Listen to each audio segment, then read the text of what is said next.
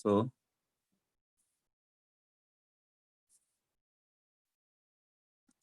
अब आ गया dual nature of electron.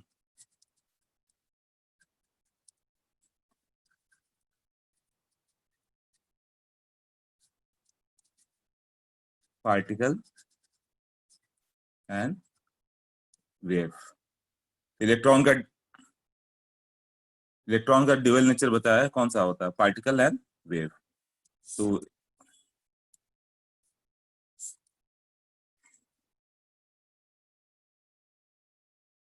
ऐसा हो गया।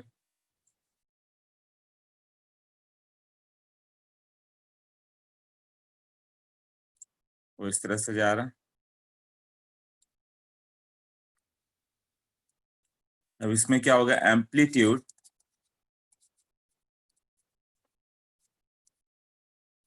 इन electrons wave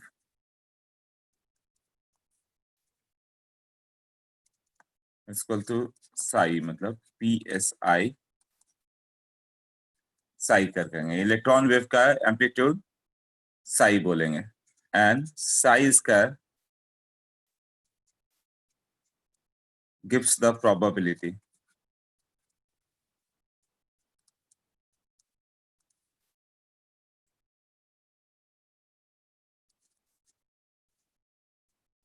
means where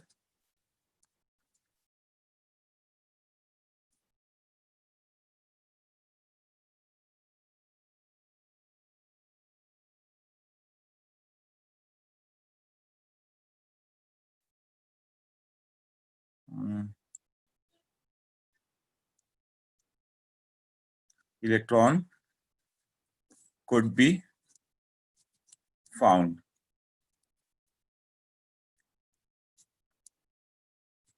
related to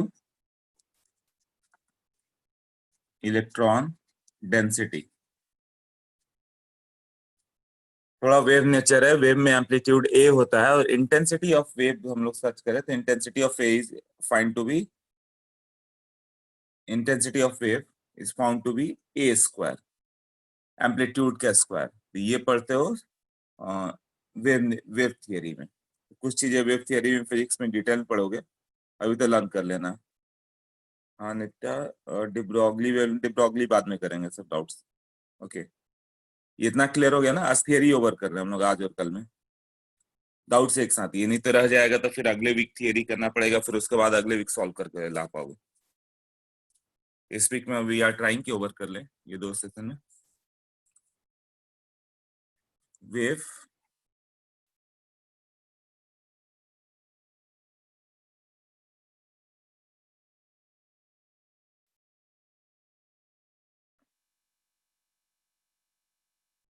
electron density, जैसे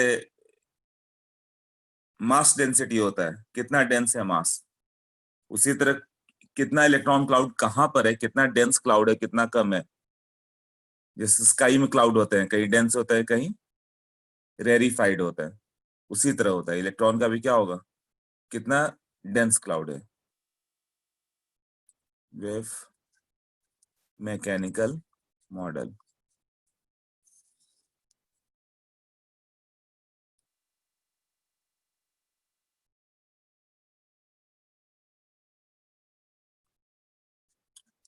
ये क्या था? The model was proposed by, कई लोगों को मालूम होगा किसने प्रपोज किया। The model was proposed by scientist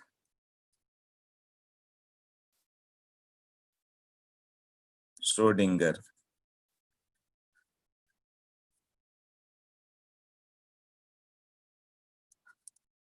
Schrodinger, in which he considered the electron, he considered electron like a wave। Electron को कैसे कंसिडर किया? एक वेव की तरह, है ना? Due to negligible mass. Electron का मास क्या है? नेग्लेजिबल है, बहुत कम है, तो उसको वेव मान के चला कि हो सकता है इलेक्ट्रॉन वेव हो। और मैथमेटिकली उसने एक इक्वेशन गिराव किया, and mathematically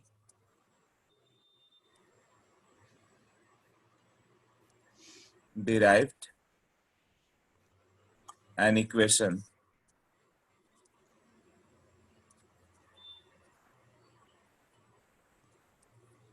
known as Schrodinger wave equation.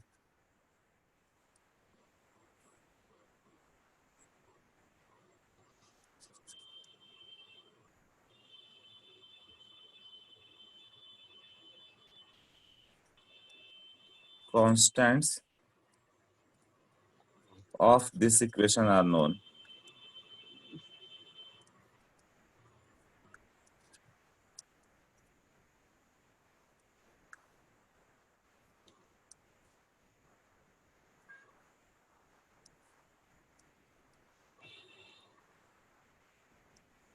Constants of this equation उसको बोलते हैं क्वांटम नंबर्स.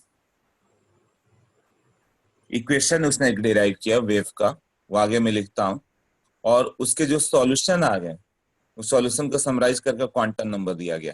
तो बाकी सब जो वेव वाला पार्ट कर रहा हूँ उतना मतलब नहीं है, बस तुम्हें ये मालूम होना चाहिए साई एम्पलीट्यूड होता है, साई स्क्वायर एम्पलीट्यूड का square is intensity, electron density को रिप्रेजेंट करेगा.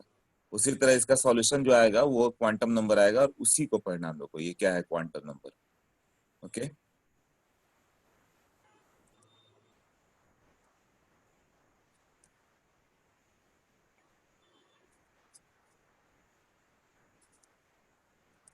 solutions are termed as psi.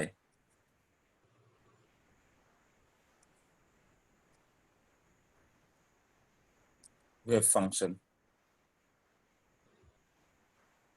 जो सॉल्यूशंस आ गए उसको उसको साई के टर्म में किया गया. एम्पलीट्यूड जो होता है इलेक्ट्रॉन वेव का, तो साई इसका अर्थ है इलेक्ट्रॉन डेंसिटी, या उसी से मालूम चलता है इलेक्ट्रॉन प्रोबेबिलिटी कितना आएगा. तो वो अलग टॉपिक जाएगा थोड़ा सा, पहले क्वांटम नंबर कर लेते हैं. उसके बाद एक टर्म आएगा ऑर्बिट, पहले आया था, अब आएगा ऑर्बिटल्स. ऑर्बिटल्स मतलब क्या हो गया, जब इलेक्ट्रॉन वेव हो गया तो इसकी एक प्रोबेबिलिटी होगी कि इलेक्ट्रॉन का वेव यहाँ पर होगा और यहाँ पे नहीं होगा. अब वो पार्टिकल तो है नहीं कि एग्जैक्टली बता सकते हो कि ये यहाँ पर है, पार्टिकल एग्जैक्ट बता सकते हो कि ये यहाँ पर है. वेव नेचर क्या होता है, वेव डिफ्यूज होता है. जैसे मैंने बोला तो मेरा साउंड चारों ओर गया, उसी तरह इलेक्ट्रॉन की क्या हो गया, वो डिफ्यूज स्टेट में रहेगा. वो न्यूक्लियस के आसपास डिफ्यूज होगा तो उसकी फाइंडिंग प्रोबेबिलिटी होगी. उसकी फाइंडिंग प्रोबेबिलिटी जो होगी उसको हम लोग क्या बोलेंगे, ऑर्बिटल्स, जहां पे 90 to 95% तक इलेक्ट्रॉन की फाइंड करने की प्रोबेबिलिटी हो 3D स्पेस में. तो ऑर्बिटल्स भी बाद में करेंगे, अभी तो बस क्वांटम नंबर करेंगे.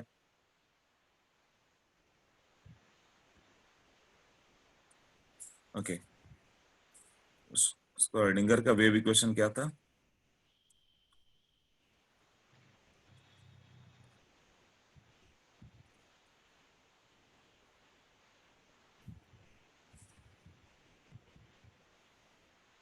Delta two psi by del x square plus delta two psi by del y square plus delta two psi by del z square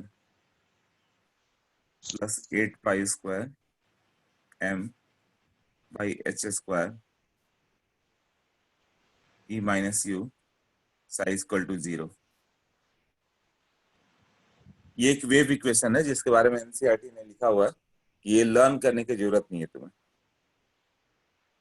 इस पे क्वेश्चन नहीं होगा, बट तुम्हें मालूम तो रहे कि वेव इक्वेशन था कैसा. तो वो ऐसा था, delta two psi by del x square, ये डबल डिफरेंशिएशन है. डेल्टा मतलब partial differentiation, d two y by d x square. D y by d x सुना होगा, similarly d y by d x सुना है तो d two y by d x square भी सुना होगा, डबल डिफरेंशिएशन. डी के जगह डेल्टा कर दो तो पार्शियल डबल डिफरेंशिएशन. वो किसके थ्रू हो गया, delta two y by del x square और delta two psi by del y square amplitude के रिलेशन में, delta two psi by del z square, delta two psi by del x square मतलब psi को differentiate किया गया with respect to x y z, plus 8 pi square m by h square E minus psi, ऐसा आ गया right.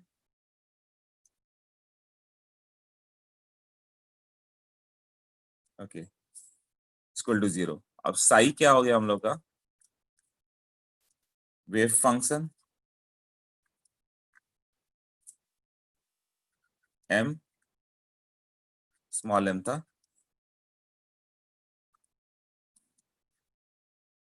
Mass of electron E, total energy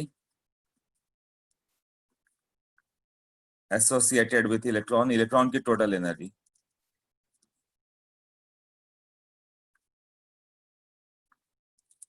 U equal to potential energy associated with electron, NH Planck's constant.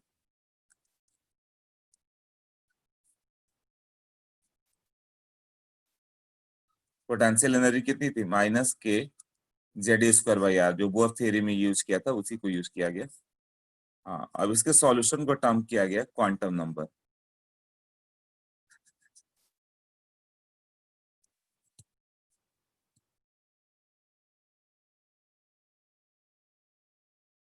अब यहाँ से अपना main part start होता है, जहां से क्वेश्चन आएंगे। ये सब एक थ्योरेटिकल डेफिनेशन था सब, कि इस तरह से था, जिसका ज्यादा इंपॉर्टेंस है नहीं, याद रहे चाहे ना रहे वो मतलब नहीं है। E माइनस U है, U is potential energy, E is total energy, U is potential energy.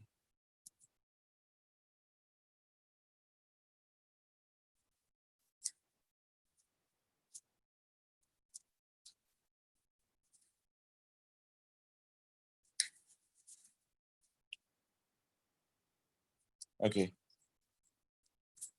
तो क्वांटम नंबर में आ गया।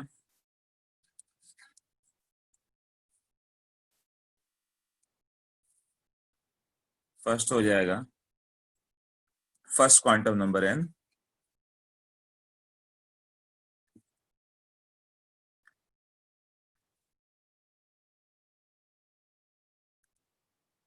पहले क्वांटम नंबर है क्या, right?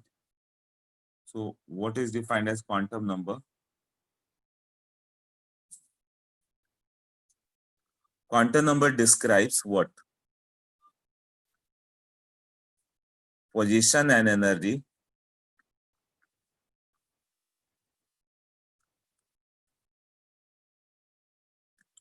Associated with electron. Electron के साथ इलेक्ट्रॉन का पोजीशन क्या है और एनर्जी कितनी एसोसिएटेड है।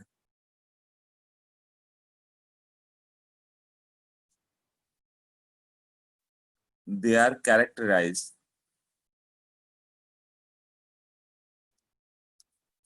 Bye what? A set of 4 quantum number, a set of 4 quantum number. मतलब ये एड्रेस बताता है। जैसे कोई पूछे कि एड्रेस क्या है तुम्हारे घर का, तो मुझे बताना होता तो मैं बोलता हूँ कि मुंबई, इतना से मालूम चल जाता है। मुंबई में डोंबिवली के पास आओगे, वहां पलावा है, वहां पे F1506 लगुना में मैं रहता हूँ। तो ये एक एड्रेस हो गया मेरा। उसी तरह इसमें होगा N, L, M और S। इससे इलेक्ट्रॉन को बता सकते हो, उसका 4 नंबर आएगा N, L, M, S। N का वैल्यू जैसे कि N, L, M, S, N मान लो 4 दे दिया गया, ये 0 0 प्लस आफ्टर तुम इलेक्ट्रॉन का एड्रेस बता सकते हो। ये फोर्थ सेल है, L सब सेल होता है, ये कौन सा सब सेल है? S सब सेल। और M क्या हो गया? उसका मैग्नेटिक क्वांटम नंबर, और S प्लस हाफ वाला इलेक्ट्रॉन है। तो ये कुछ ऐसा होगा 4s में। तुम इलेक्ट्रॉन बता पाओगे, जैसे किसी इलेक्ट्रॉन का एड्रेस मान लो 2 1 1 माइनस हाफ है, तो तुम बता सकते हो कि ये कौन सा इलेक्ट्रॉन है, कहाँ पर रहता है। ये सेकंड ऑर्बिट वाला इलेक्ट्रॉन है और ये P में रहता है, और इसका वो स्पिन क्वांटम नंबर हाफ जाएगा, magnetic quantum number minus half जाएगा। मतलब कुछ तो एड्रेस लिख रहे हैं, इतना तो समझ में आ रहा है ना कि NLMS से कुछ कोई एक एड्रेस लिख पा रहे हैं। हर इलेक्ट्रॉन का एक पर्टिकुलर अपना सेट होगा। जैसे तुम्हारा एक पर्टिकुलर तुम्हारा एड्रेस है, तुमको आइडेंटिफाई किया जा सकता है। हर इलेक्ट्रॉन को ये 4 क्वांटम नंबर से आइडेंटिफाई करेंगे। तो वही आज लिखना सीखना हम लोग को, कैसे लिख रहा हूँ, कैसे लिखना है। जो मैंने लिखा था 4001 वो सब क्या है, तो आज में यही करेंगे। अब ये क्या है, पहला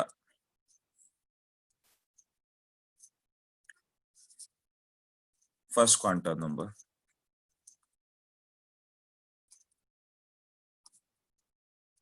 n, ये क्या है, प्रिंसिपल क्वांटम नंबर। ये क्या देता है, gives the shell number. Shell number मतलब वो अब ऑर्बिट नंबर नहीं हो गया, एनर्जी लेवल हो गया। n=1 मतलब एनर्जी कम होगी, n=2 मतलब वो सेकंड सेल नंबर में उसकी एनर्जी थोड़ी हाई होगी, ऐसा। अब ये ऑर्बिट नहीं बचा, इलेक्ट्रॉन ना पार्टिकल है ना ऑर्बिट बचा। उसके बाद दूसरा आ जाता है सेकंड क्वांटम नंबर। इसको रिप्रेजेंट करेंगे L से, पहला n था, दूसरा L है। अब ये इसका सबसेल का नंबर बताएगा, शेल के अंदर सबसेल है, कहां पर रहेगा वो, इट इज सब्सिडियरी या azimuthal quantum number gives the subshell.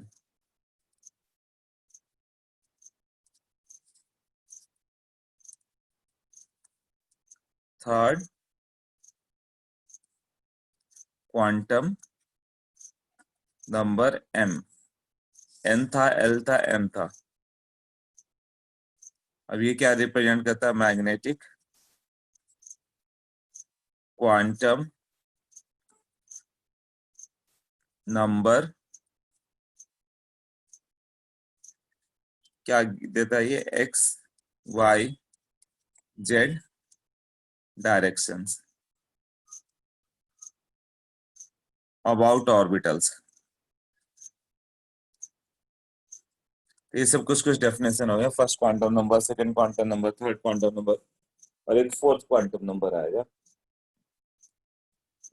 इसका मीनिंग समझाता हूँ क्या क्या है ये।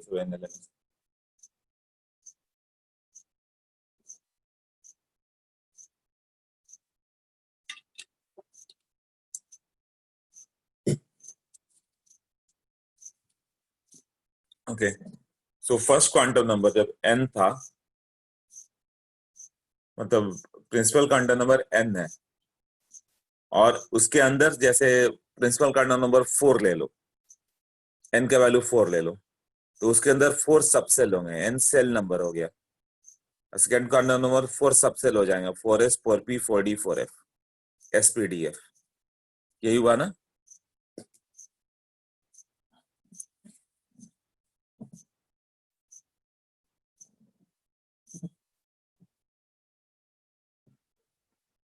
अब n का वैल्यू 2 ले लो, तो उसके अंदर 2 सबसेल होंगे, कौन कौन से, 2s 2p, मतलब उसके अंदर भी सबसेल्स है।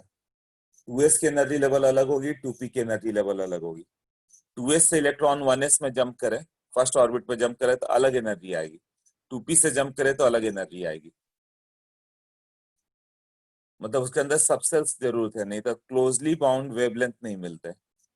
बोर के अकॉर्डिंग n=2 से 1 पे जंप करे तो एक ही लाइन मिलेगी, जबकि उसके अंदर भी सबसेल्स है। सबसेल्स क्या हो गए, जैसे फर्स्ट पे जाओगे तो एक प्रिंसिपल सेल नंबर 1 है, तो सबसेल भी ये 1 ही होगा, कौन सा होगा, 1 के अंदर 1s होगा। सेकंड पे जाओगे तो 2 के अंदर 2 सबसेल मिलेंगे, कौन कौन से, s and p, क्या लिखेंगे, 2s 2p। थर्ड पे चले जाओ, क्या मिलेगा तुम्हें, 3 सबसेल्स, 3s 3p 3d। 4 के अंदर चले जाओ, 4 सबसेल मिलेंगे, कौन सा, 4s 4p 4d 4f। 5 के अंदर चले जाओ, 5 सबसेल मिलेंगे, 5s 5d 5f 5g, मतलब 5 एनर्जी लेवल मिले। 6 के अंदर 6 अलग अलग एनर्जी लेवल मिलेंगे, s p d f g और h, अल्फाबेटिकल चलते जाएगा। 7 के अंदर s p d f g h i j, ऐसे। 8 के अंदर भी इसी तरह से होते जाएगा। ये सब क्या होगा,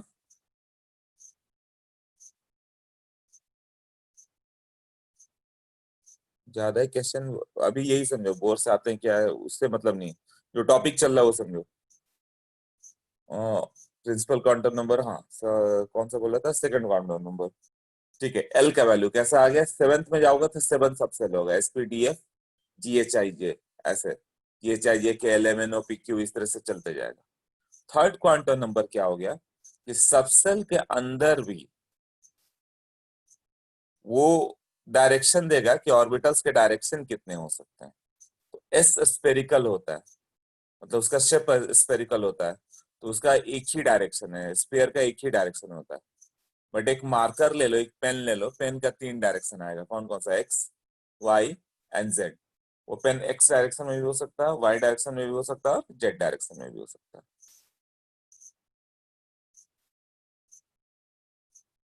तो उसका इतने तरह का डायरेक्शन होगा।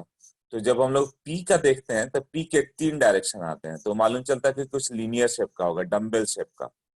डम्बल शेप कैसा होता है, डम्बल को तुम एक्स वाई एक्सिस पर रख दो, या वाई एक्सिस पर रख दो, या जेड पर रख दो, तो उसके तीन क्वांटम नंबर आएंगे, और उसका वैल्यू हम लोग देंगे -1, 0, +1। ये सब मैं लिखूंगा तो और क्लियर होगा, बस अभी सुनते जाओ।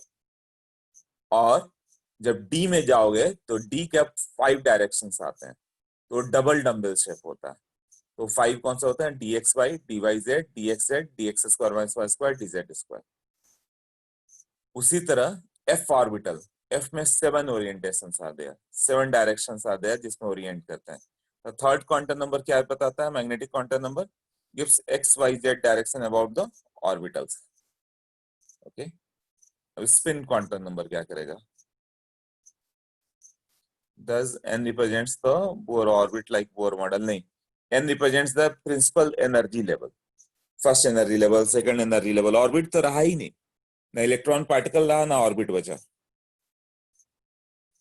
तो सिर्फ एनर्जी लेवल हो गया। फर्स्ट एनर्जी लेवल में एक ही एनर्जी लेवल है। जैसे मान लो फर्स्ट फ्लोर पे तुम चले गए तो कुछ भी नहीं है, तो फर्स्ट फ्लोर से जंप करोगे, फर्स्ट फ्लोर पे हो तुम, या फिर ऐसे समझो ग्राउंड फ्लोर पे हो, उसको n=1 बोला, उसके ऊपर वाले पे चले जाओगे तो n=2, तो वहां पे दो सब लेवल हो गया, एक एस और एक पी, एक एस लेवल है और एक पी है।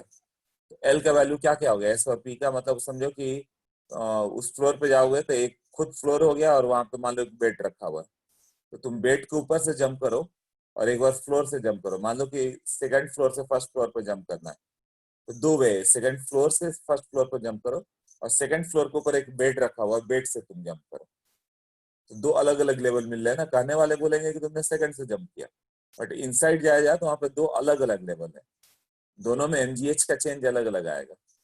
एक बार सेकंड फ्लोर से फर्स्ट फ्लोर पे जंप किया, और एक बार सेकंड फ्लोर पे जो बेड है उससे जंप किया, तो उसके अंदर दो एनर्जी लेवल आ गए, कौन कौन से, 2s और 2p। उसी तरह उसमें चले जाओ, थर्ड पे चले जाओ तो तीन सब लेवल मिल जाएंगे, 3s 3p 3d। तो 3s का अपना लेवल होगा, 3p का अपना लेवल होगा, 3d का अपना लेवल होगा, आसपास ही होंगे। मतलब थर्ड फ्लोर पे मान लो कि एक फ्लोर, थर्ड फ्लोर से सेकंड पे जंप कर रहे हो, एक थर्ड फ्लोर पे बेड लगा हुआ, बेड के ऊपर से जंप कर रहे हो सेकंड फ्लोर पे, तो थोड़ा ज्यादा एनर्जी रिलीज होगी। और थर्ड फ्लोर के ऊपर एक मान लो कि कुछ और बड़ा ले लो, टेबल ले लो, ऊंचा सा टेबल है, उस पे खड़े हो गए और वहां से सेकंड पे जंप किया, तो देखने से तो यही समझ में आएगा कि n=3 से 1 पे जंप कर रहे हो तुम। बट इनसाइड तीन लेवल है ना, एक फ्लोर से जंप कर रहे हो, एक उसके ऊपर बेड लगा हुआ, उसके ऊपर से सेकंड फ्लोर पे जंप किया, तुमने एक बार टेबल उसके ऊपर रखा हुआ और ऊंचा है वो, उससे जंप किया, तो उसके अंदर अलग अलग एनर्जी लेवल आएंगे, सब एनर्जी लेवल। अब क्या रखोगे, एन क्या है, प्रिंसिपल एनर्जी लेवल, एल क्या है, सब एनर्जी लेवल, उसके अंदर सब्सिडरी एनर्जी लेवल, और एम क्या हो गया, उसका ओरिएंटेशन क्या क्या होगा। तो यही चीज जो मैंने बताया उसको देखते हैं हम। ओके, ऑर्बिट्स नहीं होता कॉस्मिक कुछ, ऑर्बिट ड्रॉ नहीं कर सकते, जो मैं करता हूँ बस वो समझते जाओ तो क्लियर हो जाएगा। ऐसा नहीं कि अभी उसका ऑर्बिट और उसका फिगर अभी बनाना, वो सब बाद में, जिस तरह से मैं पढ़ाऊँ बस वो करते जाओ, हो जाएगा क्लियर से। ओके, ये हो गया एन, एल और एम। और ये कहाँ से आया था, एन एल और एम तीन आया था ना, बस समझते जाना, एक बार जैसे ही पूरा मैं लिख के दिखाऊंगा सब क्लियर हो जाएगा। अपने आप को कंसंट्रेटेड रखो, कुछ भी नहीं है, बाद में देखना सारे क्वेश्चन हो जाएगा। These three have what, mathematical basis, mathematical basis मतलब ये श्रोडिंगर वेव इक्वेशन से आया था, है ना, डिराइव्ड बाय श्रोडिंगर।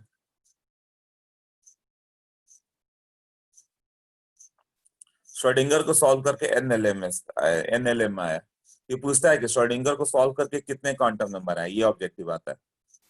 तो तुम्हें याद करना होगा, तीन ही आए थे, ये आएगा ही आएगा, तीन क्वांटम नंबर आए थे, एन, एल और M. Fourth spin quantum number,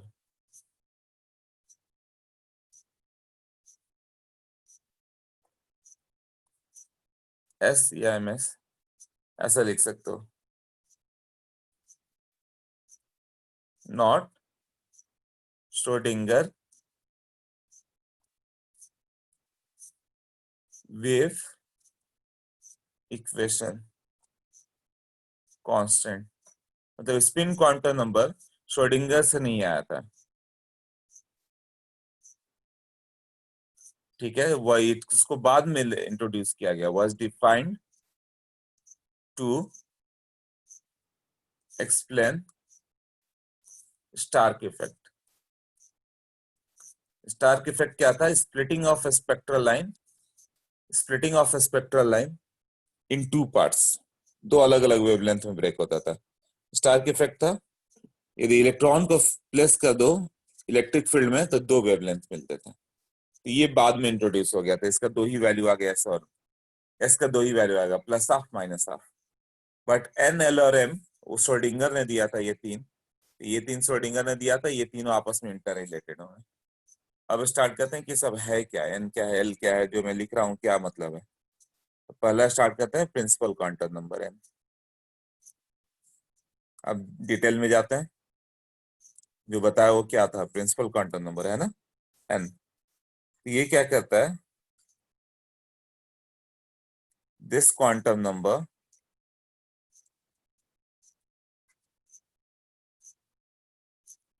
tells about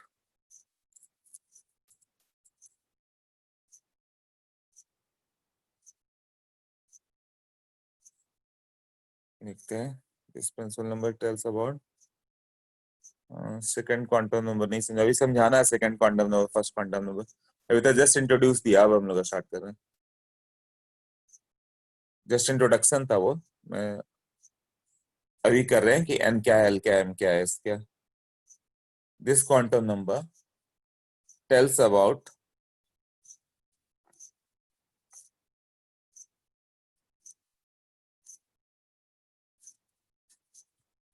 ये किसके बारे में बताता है, tells about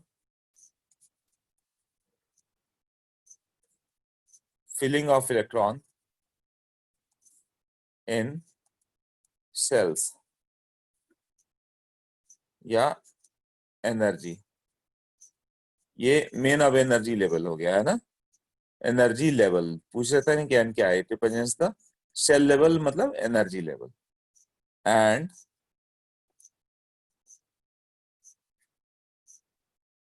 and it also, रुक जाओ, डाउट जो भी है लिखने दो मुझे, इट ऑल्सो डील्स विथ, किससे डील करता है ये, इसके नोट्स में भेज दूंगा, ये सबके नोट्स भेजने वाला हूँ। It deals with size volume of electron, अभी सुनते जाओ, लिखने पे ध्यान नहीं। It also deals with what, size क्या है, वॉल्यूम ऑफ इलेक्ट्रॉन क्या है, ये सब नहीं भी लिखोगे तो चलेगा, सब नोट्स भेजने वाला मैं अभी, वो नोट्स यहाँ पे लिख रहा हूँ कि तुम धीरे धीरे पढ़ते जाओ। Size and volume of electron, तो अब ये क्या रिप्रेजेंट करेगा, एनर्जी लेवल और उसका साइज ऑफ इलेक्ट्रॉन ऑफ, उसका साइज क्या है, जैसे n इक्वल टू 1 पे तो उसका साइज ऑफ इलेक्ट्रॉन छोटा होगा, n इक्वल टू 2 पे साइज ऑफ इलेक्ट्रॉन बड़ा हो गया। ये क्लाउड दैट रिमेन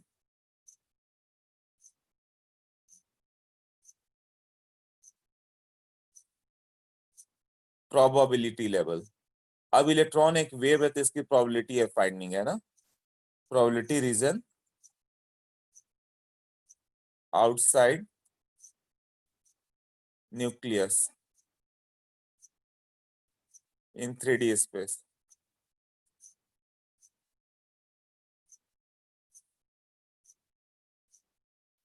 अब क्या होगा? Permitted value of n.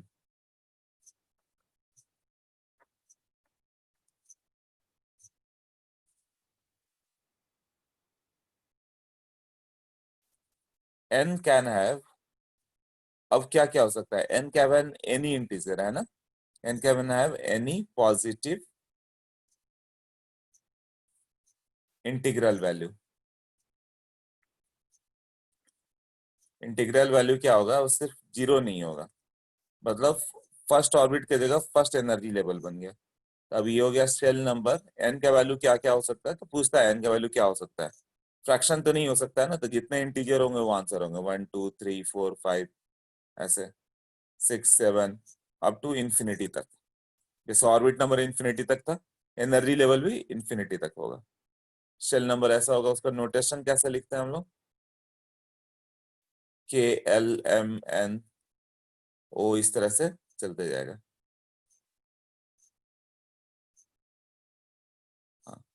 But 1 to 7 तक ही अभी तक हम लोग का नोन है. जो भी एलिमेंट है मैक्सिमम 1 to 7 तक ही होता है, उससे आगे नहीं देखता. What is written after spin, मिल जाएगा, नोट्स भेजूंगा तुम्हें स्पिन क्वांटम नंबर का. ये क्लियर हुआ? एन क्या हो गया? Energy level. वो क्या रिप्रेजेंट करेगा? साइज और वॉल्यूम ऑफ द इलेक्ट्रॉन. और एन का वैल्यू क्या होगा? 1 to infinity. Now 1 to infinity तो होगा, बट सब वेस्ट है हम लोग के लिए. क्या मिलता है अभी तक? N values from 1 to 7 are well known.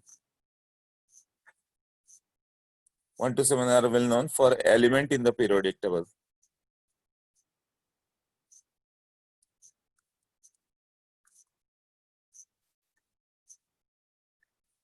For element in the periodic table.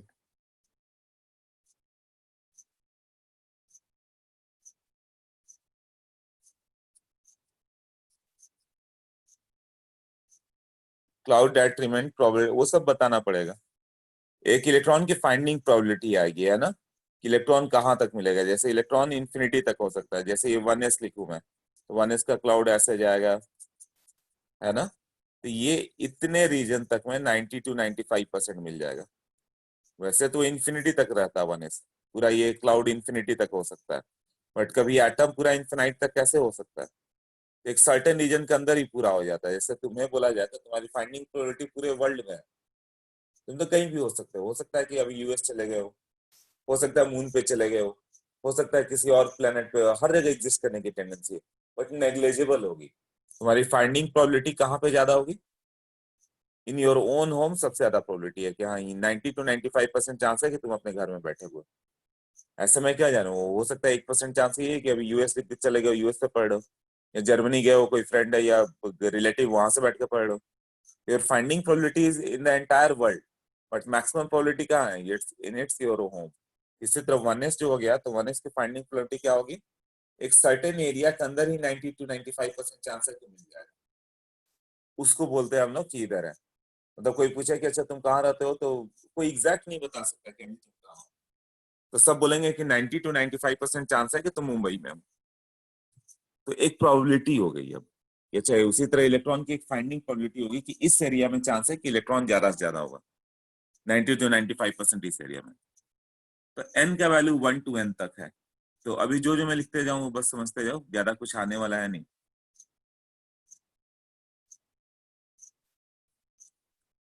1 to infinity तक होगा, और each value of n corresponds to what? Cell number of electron. मतलब n इक्वल टू 1 में है, फर्स्ट एनर्जी लेवल में है, second energy level में है, थर्ड में है, फोर्थ में है, इस तरह से. अब क्या होगा? For any value of n, इससे हम लोग 3 टर्म डिफाइन करेंगे. क्वेश्चंस क्या आएंगे वो इस पे आएंगे. For any value of n क्या होगा? टोटल नंबर ऑफ सब सेल इनर शेल, एक सेल के अंदर कितने सब सेल होंगे, मतलब एक मेन एनर्जी लेवल होगा, उसके अंदर कितने सब एनर्जी लेवल होंगे, तो एन ही होगा।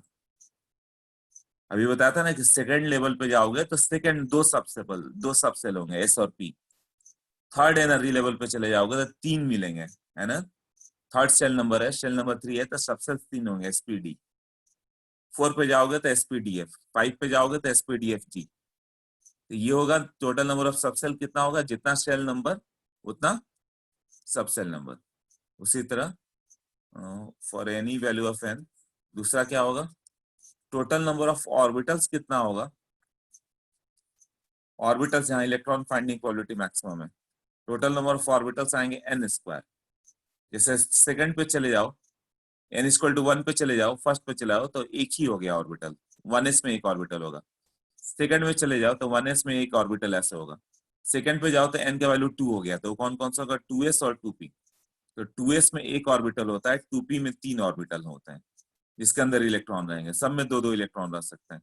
एन इक्वल टू 3 रख दो, कितना हो गया, 3 का स्क्वायर, 9 ना। तो 3 के अंदर तीन सब सेल होंगे, 3s 3p 3d। 3s में एक ऑर्बिटल, p में तीन मिलते हैं, d में 5 मिलते हैं। ऐसे 5 सब सेल, मतलब सेल नंबर हो गया, सेल के अंदर सब सेल हो गया, सब सेल के अंदर ये सब ऑर्बिटल्स होंगे, ऑर्बिटल्स के अंदर इलेक्ट्रॉन होंगे। जैसे इलेक्ट्रॉन ऐसे दो इसमें रहेंगे, दो इधर होंगे, दो इधर, सब में दो दो इलेक्ट्रॉन होंगे ऐसे। तो ये क्या रिप्रेजेंट करता है, टोटल नंबर ऑफ सबसेल्स कितना हो गया, एन स्क्वायर। तो ये भी डायरेक्ट ऑब्जेक्टिव आता है कि एन इक्वल टू 5 पे जाओ, फिफ्थ में कितने सबसेल हैं, तो डायरेक्ट फॉर्मूला याद है, तो 5 का स्क्वायर 25 लिख दोगे। अदरवाइज तुम्हें काउंट करना पड़ता, 5 इसके अंदर एक है, 5p के अंदर, 5 के अंदर 5 सबसेल होंगे, कौन कौन सा है, S P D F G. S के अंदर एक होगा, पी के अंदर 3 होगा, डी के अंदर 5 सबसेल होंगे, 5 ऑर्बिटल्स होंगे, है ना। मतलब सेल नंबर, उसके अंदर सबसेल नंबर, सबसेल के अंदर ऑर्बिटल, ऑर्बिटल के अंदर इलेक्ट्रॉन। अभी तो सेल और सबसेल क्लियर हो रहा है ना। खैर अभी सेल पे ही चल रहा हम लोग, सबसेल्स पे जाएंगे अभी। तो टोटल नंबर ऑफ इलेक्ट्रॉन कितना हो गया, total number of electrons, N square है तो 2n स्क्वायर, एक ऑर्बिटल मैक्सिमम दो इलेक्ट्रॉन होंगे। एन इक्वल टू 2 पे जाओ तो एन इक्वल टू 2 में चार ऑर्बिटल्स है, इलेक्ट्रॉन कितने होंगे, 4 इंटू 2 8 इलेक्ट्रॉन्स होंगे। जैसे एन का वैल्यू 2 रखोगे तो टोटल 8 इलेक्ट्रॉन होंगे, कौन कौन से, जैसे 2s और 2p। तो 2s में दो ही इलेक्ट्रॉन मिलता है, 2p में 6 मिलते हैं, टोटल कितने हो गए 8 ना। 3 रखोगे क्या क्या आएगा, 2 इंटू 3 का स्क्वायर 18। इसके अंदर तीन सबसेल है, 3s 3p 3d, बस यही समझना है कि इसके अंदर कितना सेल कितना सबसेल।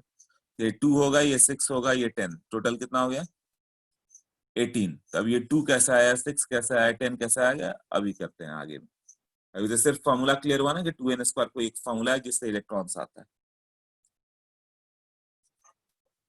तो अब n क्लियर हो गया कि n क्या है, सेल नंबर। अब दूसरे एजिमुथल क्वांटम नंबर l पे चलते हैं। Azimuthal quantum number l। अब n था सेल नंबर, तो l क्या है, सबसेल नंबर। n था, उसके अंदर कितने सबसेल्स हैं, तो ये कैसे डिफाइन होगा देखें। What is the cloud? What is the difference between orbit and orbital, and what is the orbital? Okay.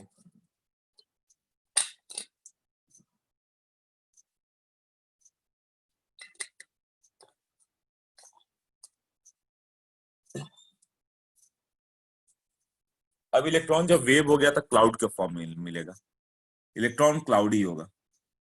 जैसे एक इलेक्ट्रॉन को स्ट्राइक करो एक पतले से एज से, तो अंदर इनसाइड रूम में पूरे इलेक्ट्रॉन इलेक्ट्रॉन मिलते हैं, वो डिफ्यूज हो जाते हैं, जिसको डिफ्रैक्शन बोलते हैं, डिफ्रैक्टेड हो जाए। वेव कैसे होता है, सनलाइट बताया था ना, डिफ्यूज हो जाता है, एक स्मॉल होल से भी पास करो तो पूरा रूम लाइटेड हो सकता है। उसी तरह तो इलेक्ट्रॉन अब चारों ओर मिलना स्टार्ट हो गया, ऐसा नहीं कि एक इलेक्ट्रॉन है कहीं घूम रहा है, वो एक ही इलेक्ट्रॉन मल्टीपल पार्ट में चारों ओर वेव के फॉर्म में आ गया। वही था जो वेव, तो ये क्या है, wave theory of the electron. तो उसको हम लोग क्या बोलेंगे, जहां पे इलेक्ट्रॉन फाइंडिंग प्रोबेबिलिटी मैक्सिमम होता है, उस रीजन को हम लोग ऑर्बिटल बोलते हैं। वो जहाँ पे इलेक्ट्रॉन का ज्यादा चांस है कि मिल जाए, 90 to 95%। क्लाउड आप कैसे मान के चलोगे, जैसे न्यूक्लियस हो गया, न्यूक्लियस का चारों सोप बबल लगा दो, बहुत सारे सोप बबल को लगा दो, स्पेरिकल साइज में सोप बबल को लगा दो, तो वो एस सबसेल हो गया।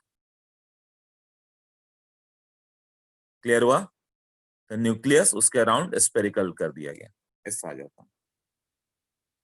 तो ये जो सोप बबल आया ना, वो अब फाइंडिंग प्रोबेबिलिटी होगी, मतलब ऐसा नहीं कि न्यूक्लियस हो गया उसके अराउंड इलेक्ट्रॉन मूव कर रहा है, तब तो फिर इलेक्ट्रॉन को पार्टिकल ले लिया। इलेक्ट्रॉन का क्लाउड है, वो चारों ओर है, जैसे एक ही इलेक्ट्रॉन है बट वो चारों ओर है पूरे, जैसे मैं बोल रहा हूँ तो मेरा साउंड चारों ओर फैल रहा है, उसी तरह वो इलेक्ट्रॉन जो हो गया वो चारों ओर डिफ्यूज है। उसमें इलेक्ट्रॉन की फाइंडिंग प्रोबेबिलिटी होने से कहाँ पे मैक्सिमम होगा, उसको ऑर्बिटल बोलेंगे। अभी जाते हैं और डिटेल में।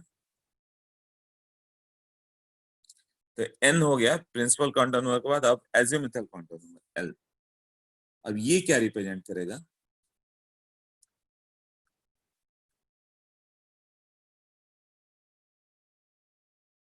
This quantum number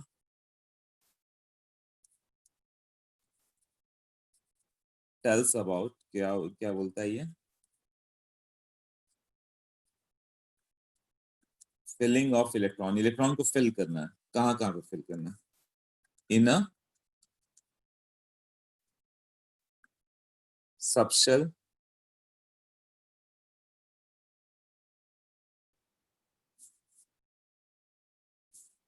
in a electron in a subshell या sub energy level.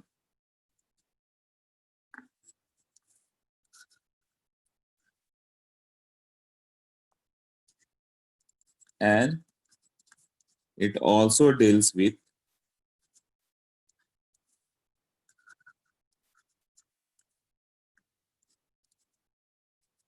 shape of electron cloud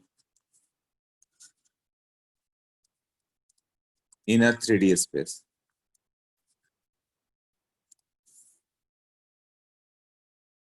ये क्वांटम नंबर क्या बताता है, filling of electron in a subshell या सब एनर्जी लेवल। सबसेल के अंदर कितना होगा या सब एनर्जी लेवल के अंदर। And it also deals with the shape of the electron. इससे दो चीज मालूम चलेगा, एक तो शेप ऑफ इलेक्ट्रॉन क्लाउड कैसा होगा, स्फेरिकल होगा कि डंबल शेप होगा कि डबल डंबल होगा कि ट्रिपल डंबल शेप होगा, कौन सा होगा, और ये क्या रिप्रेजेंट करता है, सब एनर्जी लेवल। एन क्या था, एनर्जी लेवल, इसके अंदर क्या हो गया, सब एनर्जी लेवल। और सब एनर्जी लेवल तो है ही, साथ में वो तुम्हें ये भी बता देता है कि कैसा होगा, उसका शेप कैसा होगा। तो परमिटेड वैल्यू ऑफ एल क्या है, परमिटेड वैल्यू ऑफ एल, ये किस पे डिपेंड करेगा, depends on the value of N. L का वैल्यू किस पे डिपेंड करेगा, एन पे।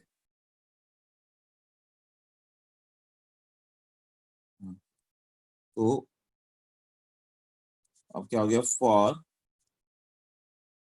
Any value of N, permitted value of L is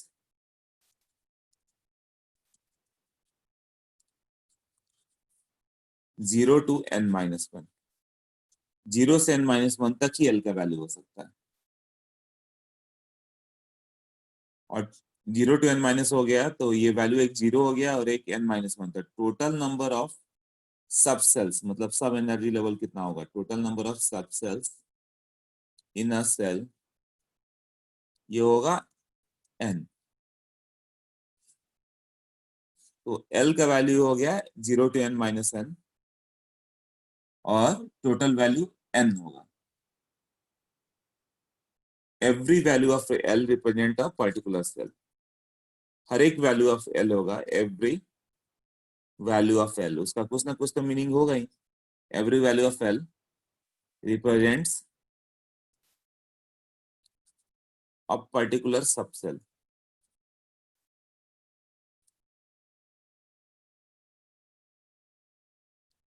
अब इतना मैं नोट्स भेज देता था, ये सब लिखता नहीं, डायरेक्ट कर देता, बट नोट्स मुझे याद ही नहीं था, भेजा नहीं है, इसलिए इतना सब लिखना पड़ रहा है।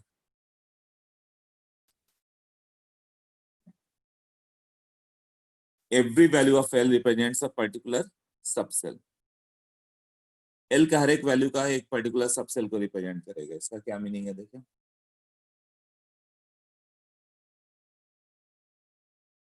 हाँ, ये सब अभी देखते हैं। अभी एल का वैल्यू 0 कब होगा, 1 कब होगा, ये सब देखना अभी।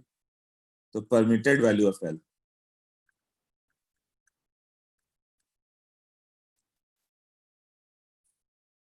सबसेल,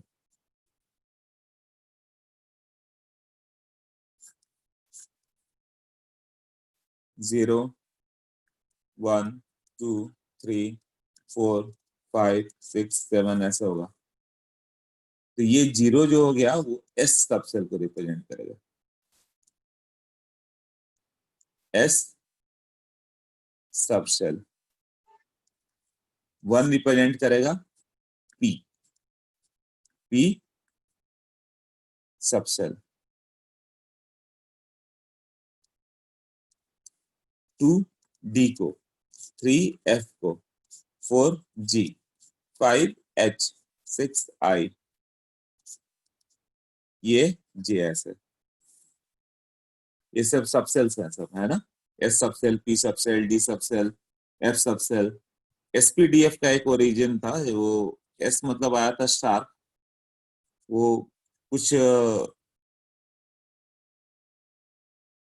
जब स्पेक्ट्रम देख रहे हैं तो कुछ लाइन शार्प दिखता है, तो शार्प से एस टर्म ले लिया गया, आर्बिट्रेली इसी तरह ले लिया गया, इसका कोई मतलब नहीं। और प्रिंसिपल कुछ मतलब मेन लाइन दिखे तो उससे पी वर्ड ले लिया गया था, एस पी। उसी तरह डी कहाँ से आया था, कुछ लाइंस डिफ्यूज दिखते थे तो डिफ्यूज से डी ले लिया गया, बट इसका कोई रिलेशन नहीं है ऐसा, है ना। और एफ कहाँ से ले लिया गया, कुछ फंडामेंटल लाइन दिखे थे, फंडामेंटल एफ। तो उस समय उनको जो इंट्रोड्यूस करना था कर दिया, एसपीडीएफ। बाद में सोचा गया कि अब इसका आगे आएगा तो क्या करेंगे, 4 ही मेन दिख रहा था। तो उसके बाद डिफाइंड हुआ कि और कोई आइटम आ गया ऐसा तो उसको अल्फाबेटिकल लिखेंगे हम लोग, GHIJKLMN। बट एसपीडीएफ से पूरे जितने आइटम अर्थ के हैं हम लोग के कवर हो जाता है। अर्थ पे जितने एलिमेंट है वो मैक्सिमम एसपीडीएफ तक में ही है। जी में एक भी नहीं मिला आज तक। GHIJ क्या लगा, तो कोई 4 क्वांटम नंबर डिफाइन करना था तो उसको खुद से एसपीडीएफ कर दिया। उसका ओरिजिन ये सब टर्म से आया। ठीक है, तो इसका इंपॉर्टेंस नहीं है किस टर्म से आई, ये सब नहीं पूछने वाला। हाँ, बट ये पूछने वाला है एस के लिए एल का वैल्यू क्या होगा, 0, पी के लिए 1, डी के लिए 2, एफ के लिए 3। अब रॉन्ग क्या होगा, जैसे डी के लिए लिखना है तो तुम सोचोगे एस पी डी तीसरा है तो एल का वैल्यू 3 लिख देते हो। समझ में आया ना। वो पूछेगा कि सर 3D हो गया, इसका एल का वैल्यू क्या होगा। तो तुम कैसे काउंट करते हो, एस पी डी, पहला दूसरा तीसरा वाला है, तो तुम एल का वैल्यू 3 लिख देते हो। नहीं, 3 नहीं लिखना। ध्यान दो, डी के लिए एल का वैल्यू क्या है, 2 है ना। उसी तरह पूछ दिया जाए कि 5G के लिए एल का वैल्यू क्या है, या 6G के लिए एल का वैल्यू क्या है। एल का वैल्यू क्या हो जाएगा तुम्हारा, जी के लिए। तो तुम काउंट करते हो SPDFG, पांचवा है तो एल का वैल्यू 5 लिख दिया। ये कॉमन मिस्टेक होगा, अच्छे से ध्यान देना इसको। एक कम करके लिखना है जो भी क्वांटम नंबर है, पांचवा दिख रहा है तो 4 लिखो। पी के लिए क्या हो गया, तुम सोचते हो अच्छा पी मतलब एस पहला है पी दूसरा है तो एल का वैल्यू 2 लिखते, तो नहीं, उसका वैल्यू कितना होगा, 1 होगा। क्यों, एस के लिए 0 डिफाइंड है। तो एफ के लिए कितना करना पड़ेगा, SPDF चौथा नंबर है, तो चौथा नंबर मतलब एल का वैल्यू 4 लिख के मत आ जाना, 3 होगा। ये क्लियर हुआ कैसे लिखना है ना, डाउट से।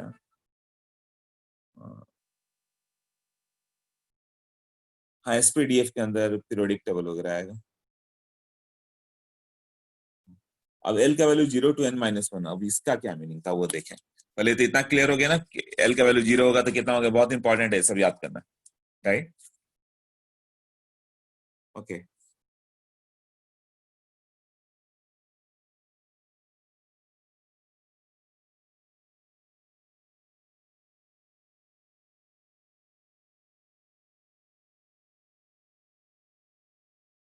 देखो, तो जब n का वैल्यू 1 रखेंगे तो इसमें l का वैल्यू कितना होगा, 0 to n-1। इसके अगले टेबल में बनाते हैं, नेक्स्ट में टेबल बनाते हैं। n का वैल्यू 1, ये वैल्यू ऑफ n हो गया है। l का वैल्यू क्या है, 0 to n-1। अब इसको हम लोग डिफाइन करते हैं कि क्या क्या आएगा, राइट। n का वैल्यू जब 1 ले लेंगे एल का वैल्यू क्या होगा, 0 to n-1, 0 to 1 - 1 मतलब 0 ही ना, तो 1 कौन सा हो गया, ये 1s होगा। एन का वैल्यू 2 ले लो, एल का वैल्यू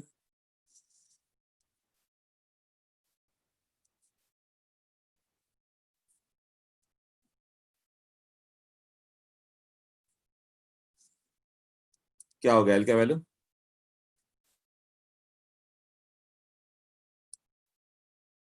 0 to 2 - 1, तो 0 to 2 - 1 इज 1 ना, मतलब 0 and 1, 0 and 1, 0 किसको रिप्रेजेंट करेगा, 2s, और 1 2p, मतलब सेकंड के अंदर दो सबसेल है, कौन सा, ये सेकंड एनर्जी लेवल पे जाओ तो उसके अंदर दो एनर्जी लेवल है, सब एनर्जी लेवल 2s और 2p।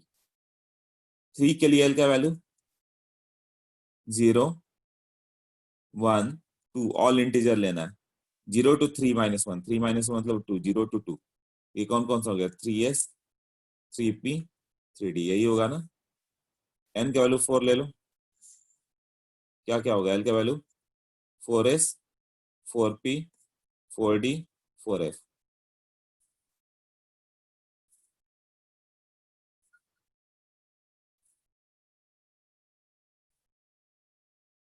हाँ, 4s 4p 4d 4f। अब एल का वैल्यू 5 रख दो, तो इसका वैल्यू क्या क्या आएगा, एल का वैल्यू यहाँ पे क्या क्या आएगा, 0 1 2 3, 0 1 2 3 4, 5 वैल्यू आएंगे ना, जितना शेल है उतना सब सेल होंगे, 0 to n - 1, तो 0 to 4, ये क्या क्या होगा, 0 5s, एस के लिए देखो वैल्यू 0 था, 1 किसके लिए था, पी के लिए ना, ये 5p, 2 किसके लिए था, डी के लिए, ये 5d 5f, और ये 5g, ऐसा होगा ना। 6 के लिए 6 रखोगे तो एल का वैल्यू कौन कौन सा हो गया, 0 1 2 3 4 5, 0 to n - 1, 0 to 6 - 1 मतलब 0 to 5, तो टोटल 6 वैल्यू आ गए ना। 0 किसको रिप्रेजेंट करेगा, एस को, 1 किसको रिप्रेजेंट कर रहा था, पी को, ये डी 6x 6g 6h। अब ये वैल्यू लिखना क्लियर हुआ, डाउट से हुआ नहीं, सब आंसर किया तुम दोनों के। 5s मतलब, हाँ, फिफ्थ एनर्जी लेवल के अंदर, उसके अंदर क्या होंगे, सब एनर्जी लेवल, सब एनर्जी के ऑर्बिटल के अंदर ऑर्बिटल, ऑर्बिटल के अंदर इलेक्ट्रॉन होंगे। इलेक्ट्रॉन कहाँ होंगे उसी का हम लोग देख रहे हैं, इलेक्ट्रॉन कहाँ पर होते हैं। हाँ, 0 represents S subshell, permitted value of L, इसीलिए 0 to n - 1 बन गया, मतलब ओवरऑल वैल्यू तो एन ही हो गया ना। 6 के अंदर 6 वैल्यूज आ गए, 1 के अंदर 1 वैल्यू आ गया, 2 के अंदर 2 वैल्यू आ गया, तो ये टेबल नोट कर लो, जो टेबल मैंने दिया।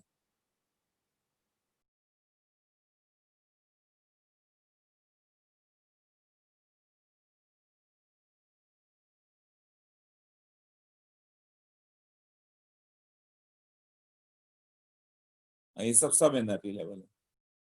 6 के अंदर 6 एनर्जी लेवल मिलेंगे, 6s 6p 6d 6f 6g 6h।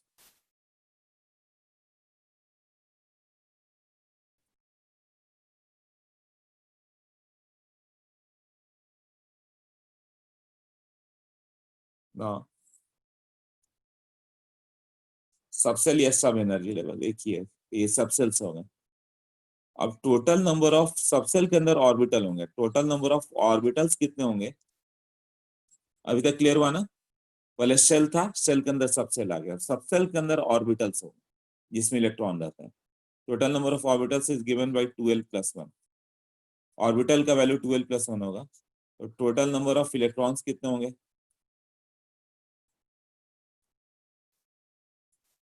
2 × 12+1, तो total number of electrons in a shell कितना होगा, वो था समेशन ऑफ 2 × 12+1, और उसका वैल्यू, एल का वैल्यू कितना था, 0 से लेके n - 1 तक।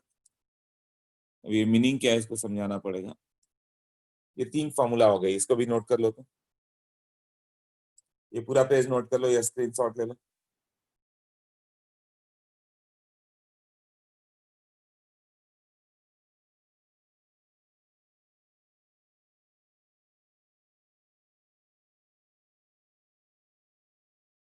अब बताओ एस में कितने इलेक्ट्रॉन होंगे, पी में कितने होंगे, डी में कितने होंगे, एफ में कितने होंगे, पहले नोट कर लो।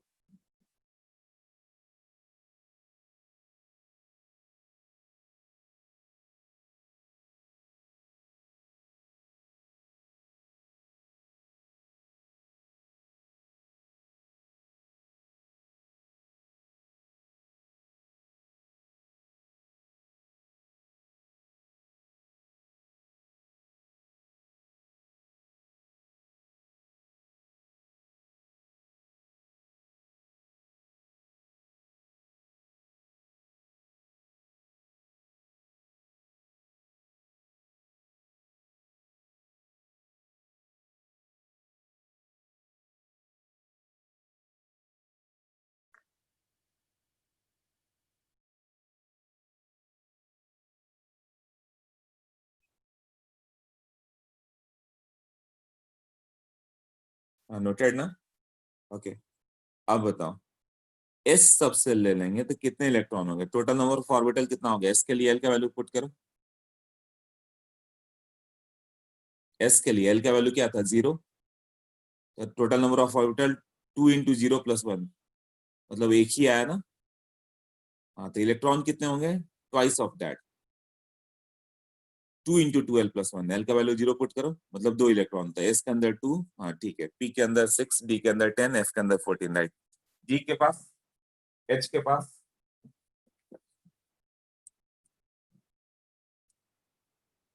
जी में कितने इलेक्ट्रॉन हुए,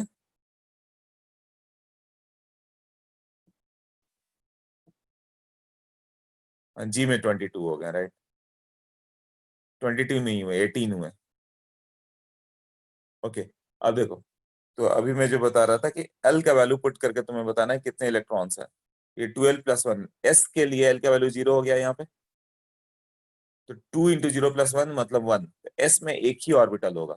और इलेक्ट्रॉन कितने हो गए इसमें पुट करके देखो, दो, एक ऑर्बिटल और 2 इलेक्ट्रॉन।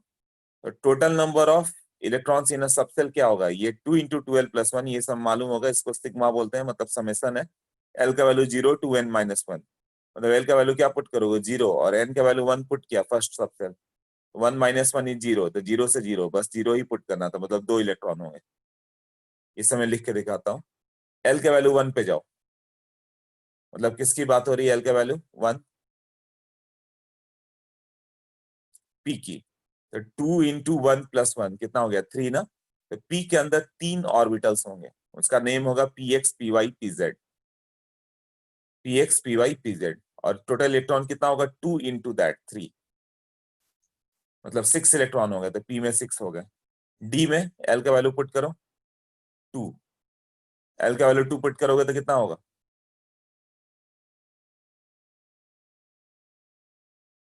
5 ऑर्बिटल्स।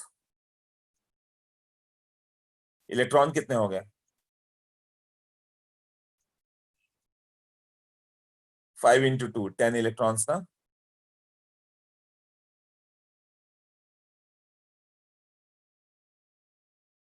एफ का वैल्यू 3 पुट करो,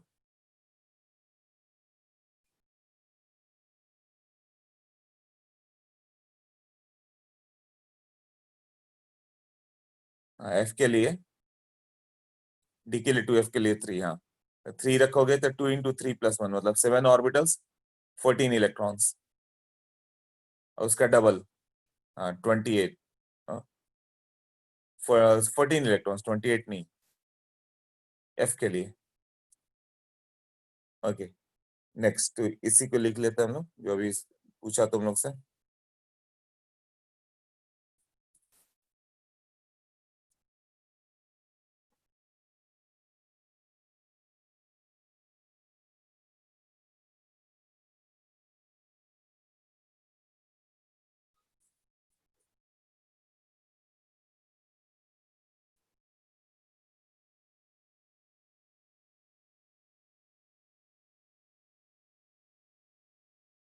एस, नंबर ऑफ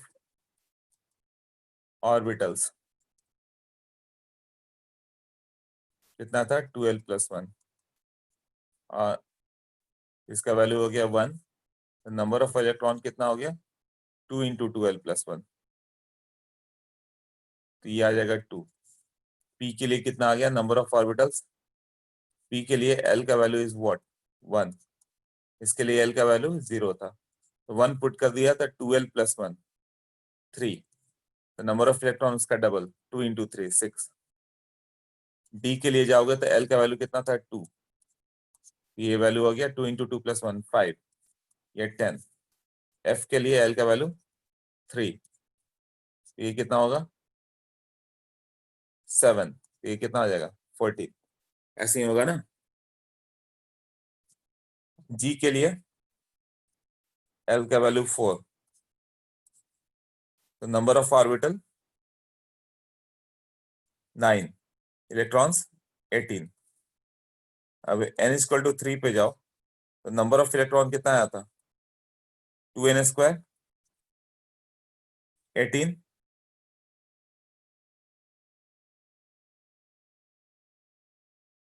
अब इस 3 के अंदर कौन कौन से होंगे 3s होगा 3p होगा 3d होगा टोटल कितने होंगे ऑर्बिटल्स s में एक ऑर्बिटल आया था p में 3 d में 5 और सबके अंदर दो दो इलेक्ट्रॉन होंगे टोटल इलेक्ट्रॉन्स कितने होंगे 18 हो गया ना। नंबर ऑफ ऑर्बिटल्स कितना हो गया n²। n² मतलब 3 का स्क्वायर कितना हो गया एग्जांपल दिया n=3 9 ऑर्बिटल दिख रहा है ना एक बॉक्स को एक ऑर्बिटल बोलो s में एक ऑर्बिटल p में 3 ऑर्बिटल d में 5 टोटल 9 ऑर्बिटल्स। उसका वैल्यू कितना आया था सिग्मा 2 × 2l+1 उसका वैल्यू 0 से n-1 पुट करना था तो 0 पुट करो पहले 0 पुट करोगे तो 2 आ गया फिर 1 पुट करो 2 × 2l+1 l का वैल्यू 1 पुट किया तो कितना आ गया 6 ना तो इसको रिप्रेजेंट कर गया और l का वैल्यू कितना लास्ट पुट कर पाओगे n का वैल्यू 3 लिया था हम लोगों ने ये 3 लिया है तो 3 - 1 2 मतलब 2 पुट कर दोगे तो कितना आएगा 10 मतलब इसको रिप्रेजेंट कर रहा है तो 2 × 2l+1 का फॉर्मूला का यूज किया था। उसी तरह n के वैल्यू 4 कर दे तो ये समेशन जो आएगा यहाँ पर क्या चेंज आ जाएगा ये 4 करोगे तो 4 - 1 3 हो जाएगा तो पहले 0 पुट करो फिर 1 पुट करो फिर 2 पुट करो फिर वहां पे 4 था तो 4 - 1 3 पुट कर दो तो 14 आ जाता है। इतना लिखना क्लियर हुआ कैसे लिखा हम लोगों ने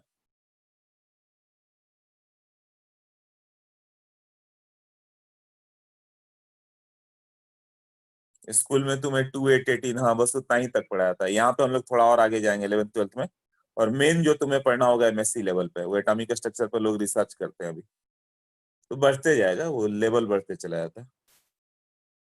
अभी तक जो तुम्हें 100 साल पुरानी थियरी थी वही पढ़ाई गई थी 1911 में जो आया था अब 1911 के बाद क्या आया वो सब पढ़ लो मतलब अब से 100 साल पहले जो थियरी आई थी वो पी पढ़ा था 1911 बोस थियरी तक 11 to 14 उसके बाद वाली थियरी अभी पढ़ना हम लोग।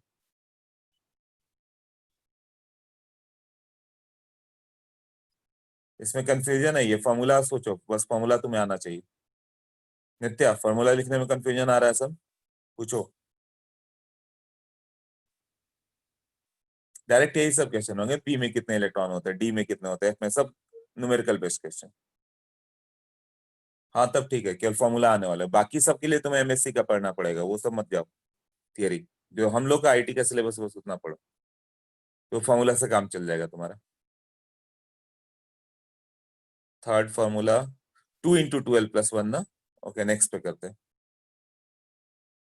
हाँ तो अपना काम ये जो न्यूमेरिकल लिख रहा है ना वही है बाकी सबका मतलब नहीं है वो सब भूल जाओ वो सब नहीं आएंगे तुम बुकलेट करोगे तो सब हो जाएंगे क्योंकि यही सब क्वेश्चन पूछे जाएंगे एक लिमिट है एटॉमिक स्ट्रक्चर अभी भी चल रहा है बीएससी में भी और एमएससी लेवल पे भी तो हायर लेवल चलते जाएगा बट उसके लिए तुम्हें केमिस्ट्री लेना पड़ेगा तो कोई रिसर्च थोड़े नहीं करना है हम लोग को उतना ही करना है जितना आईटी में आता है जैसे 10th में उतना ही किया जितना बोस थियरी था वो उससे आगे नहीं गए तुम।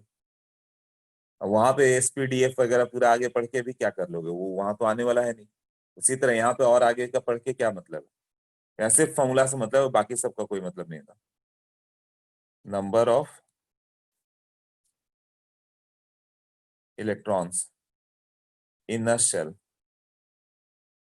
ये सब क्लियर होना चाहिए जो मैं बोल रहा हूँ, क्योंकि यही आएगा कि number of electrons in a shell क्या होता है। इस तरह का फॉर्मूला आ जाता है। वो पूछता है कि 12+1 होगा, 3 × 12+3 होता है, ऐसा पूछ करता है। मतलब वो 12+1 और यहाँ पे 3 लिख देगा। पूछेगा ये होता है क्या, या लिख देगा 2 × 12+2 समेशन, ये होता है क्या, ऐसे। तो क्वेश्चन कैसे आएंगे, क्लियर हुआ ना।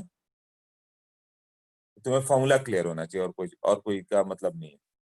तो ये कितना होगा, 2 × 12+, क्योंकि वेव थ्योरी तुम्हारा पढ़ा हुआ नहीं है, तो वेव सही से समझ ही नहीं सकते हो है क्या, ना समझाया जाता है 11th-12th में। हाँ, तो तुम ये बोलो कि फॉर्मूला क्लियर नहीं हुआ। मान लो कि n=5 पे चले जाओ। ये वैल्यू कितना था, l का वैल्यू 0 to n-1 ना। एग्जाम्पल n=5, तो नंबर ऑफ इलेक्ट्रॉन्स कितना हो जाएगा, number of electrons will be summation of 2, अभी मत लिखो, आंसर मत दो एनीवन, 2 × 12+1, 0 to 5-1, मतलब 0 to 4। तो कितना होगा, 0 पुट करो, 2 आ जाएगा। फिर एल का वैल्यू 1 पुट करो। एल किसके लिए था, 0 किसके लिए था, एस के लिए ना। तो बट कौन सा सेल है, 5, तो इसको 5s बोलेंगे। एल का वैल्यू 1 पुट करो, 6 आ गया। तो ये कौन सा होगा, 5p का होगा, है ना। देन 10, उसको 2 पुट करो, तो 10 आ जाएगा। ये कौन सा होगा, 5d होगा। देन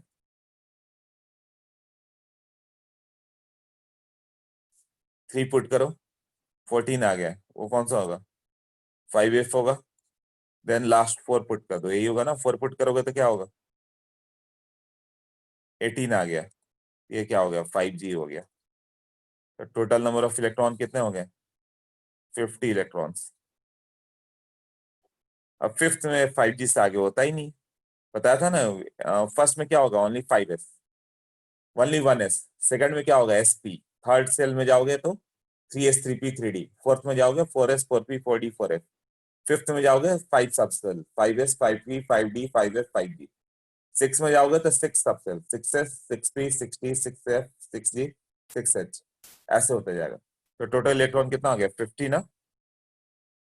2 कैसे आया 0 पे, ओके।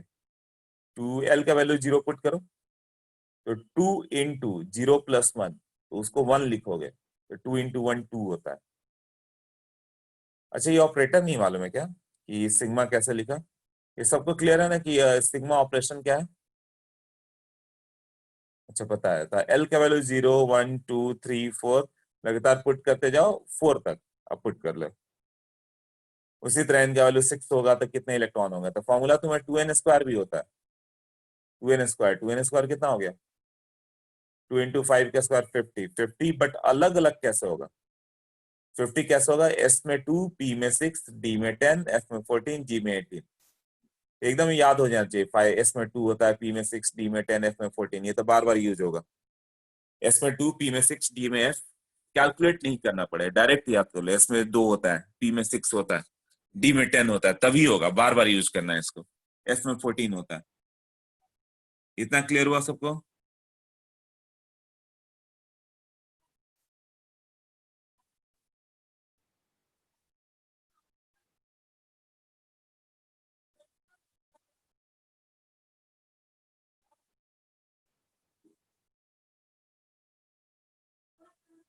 ओके, हाँ, तो ये फॉर्मूला लिखना क्लियर है तो हो गया अपना काम। ठीक है।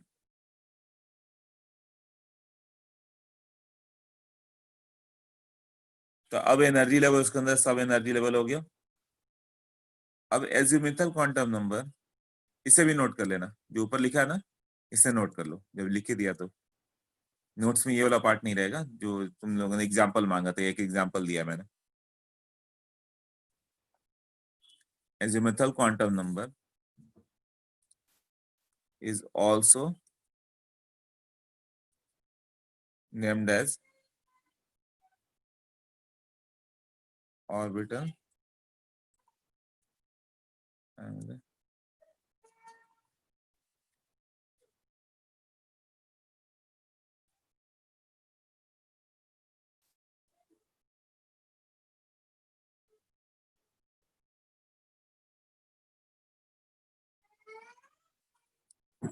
because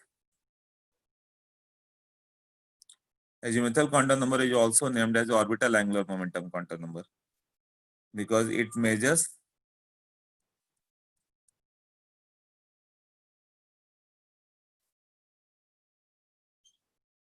orbital angular momentum of electron.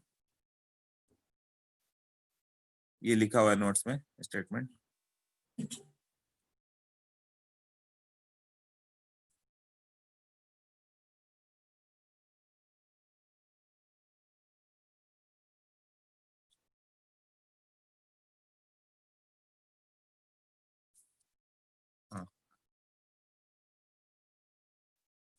It measures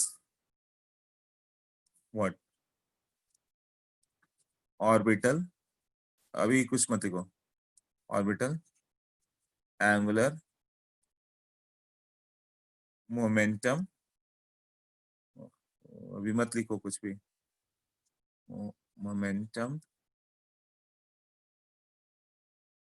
of electron. और वो एक फॉर्मूला आएगा. ये फॉर्मूला बस याद कर लेना, कभी कभी आएगा, इस टेस्ट में तो आएगा ही आएगा. ऑर्बिटल एंगुलर मोमेंटम का एक फॉर्मूला. ये होता क्या है? ऑर्बिटल एंगुलर मोमेंटम एक जैसे एंगुलर मोमेंटम होता है उसी तरह ऑर्बिटल एंगुलर मोमेंटम है.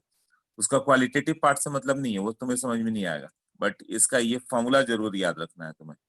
L into L plus one h by two pi orbital angular momentum का फॉर्मूला होता है. जैसे angular momentum m v r होता है, मोमेंटम एम वी जानते हो, एंगुलर मोमेंटम हो गया एम वी आर. उसी तरह orbital angular momentum is something जिसको जरूरत नहीं है जानने की, उसका फॉर्मूला जानने की जरूरत है. क्लियर? अच्छा बैक पेज पे जाने को बोल लो, नहीं समझ में आया. असल में बहुत लोगों ने यस लिख दिया इसलिए मैं इधर आ गया.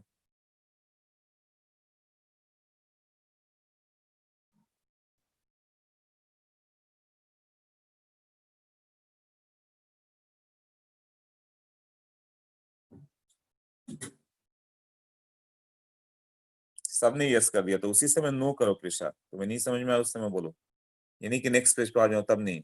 सबने यस बोल दिया था, मैंने लिखा है आगे. हाँ बताओ क्या डाउट आया? Number of electrons in a shell. मतलब उसी समय हैंड रेस करो. सब वेट करते हैं कोई ना कोई नो बोलेगा फिर कुछ आ जाएगा, बट सबने यस बोल दिया था, फिर मैं आगे गया.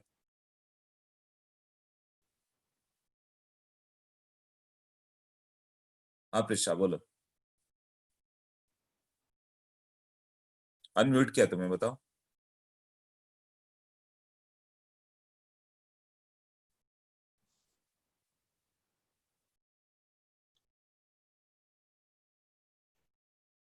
बोलो. हेलो हाँ बोलो. सर. नहीं वो क्लियर हो गया. वो 2 और 5 वो मिक्स हो रहा था, लाइक 2 के नीचे जो लिखा था ना वो. ओके ओके क्लियर है ना.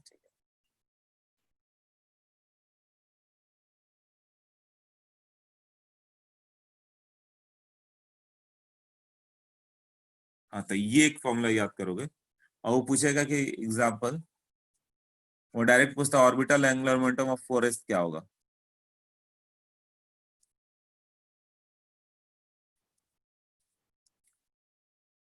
4s इलेक्ट्रॉन क्या होगा. तो 4s पूछे और 3s पूछे और 2s पूछे, जो भी पूछे क्या होगा. एल का वैल्यू कितना होता है? 0 ना. ऑर्बिटल एंगुलर मोमेंटम कितना होगा बताओ.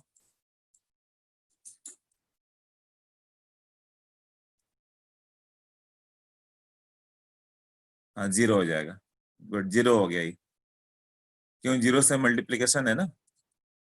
0 हो गया, 0 हो गया, ठीक है. अभी आंसर नहीं.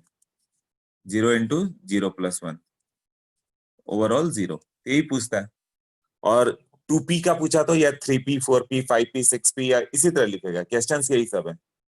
कि 5p में इलेक्ट्रॉन है, डायरेक्ट क्वेश्चन होता है ऑब्जेक्टिव। जैसे ये 4s में आया था आईआईटी में कि 4s में एक इलेक्ट्रॉन है, उसका ऑर्बिटल एंगुलर मोमेंटम क्या होगा।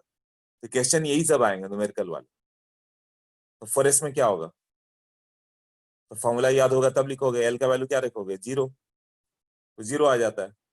अब डी का पूछता वो, या तो 0 उसका पूछता है या डी का कितना होगा। एल का वैल्यू 0 कैसे है वो याद करना है तुम्हें, अभी बताया था ना प्रीवियस पेज पे। एस के लिए एल का वैल्यू 0,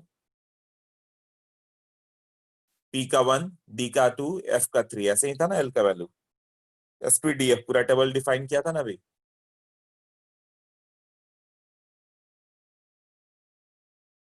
हाँ, एल का वैल्यू 0 होता है। उसी तरह डी पूछा जाए तो डी के लिए एल का वैल्यू 2 रखोगे तो 2 इंटू 2+1 √6h/2π ये होगा ना।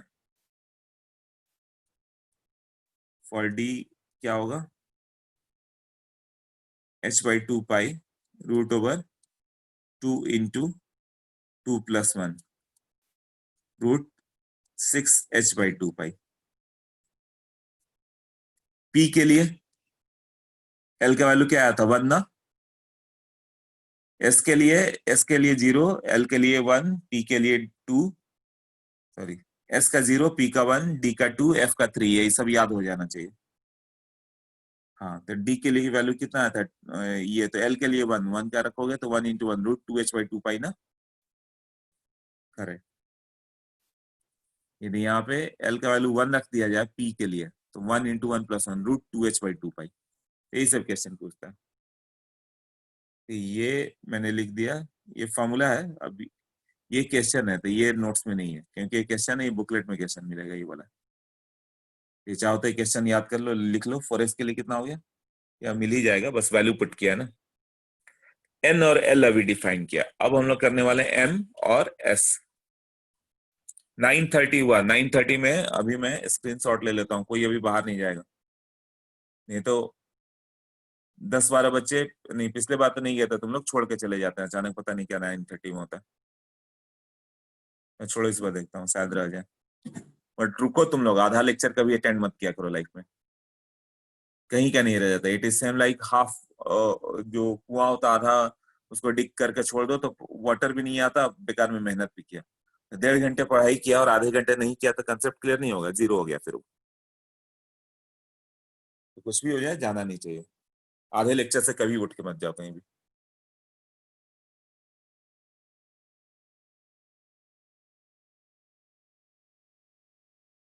ओके, थर्ड हो गया मैग्नेटिक क्वांटम नंबर।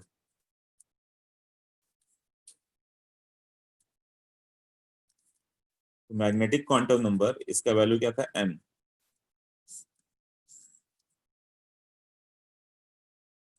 ये क्वांटम नंबर क्या रिप्रेजेंट करता है, filling of electron in an orbital of a subshell.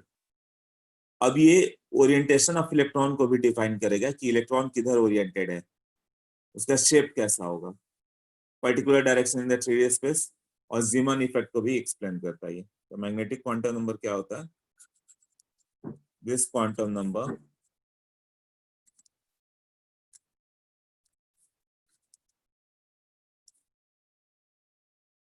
tells about the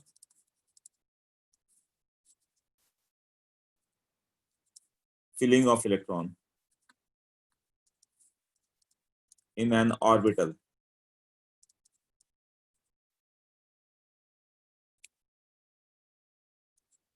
of a subshell। अब ये ऑर्बिटल ऑफ अ सबशेल पे आ गया, और ये क्या रिप्रेजेंट करता है, इट ऑल्सो एक्सप्रेसेस ओरिएंटेशन। मतलब वो जो सबसेल है वो कैसा होगा, वो किस डायरेक्शन में ओरिएंटेशन होगा, मतलब उसका शेप कैसा आएगा, वो डिफाइन करे। Orientation of electron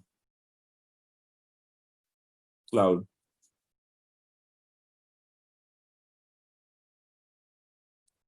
in a particular direction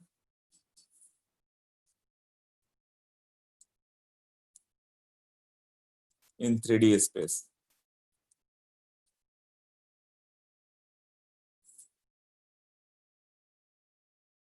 and also explain Zeeman effect.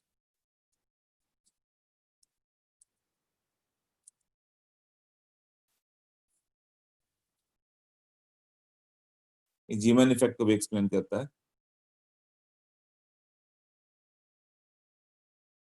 तो m का वैल्यू क्या होता है? Value of m is equal to -l to +l होता है। ये मेन हो गया यहाँ पे -l to +l to +l। तो मान लो कि l s के लिए क्या होता है वैल्यू? s के लिए l का वैल्यू 0 था। l का वैल्यू n पे डिपेंड किया, 0 टू n-1। m का वैल्यू l पे डिपेंड करेगा। हाँ, तो इसके लिए 0 था, तो -0 टू +0 0 हो गया।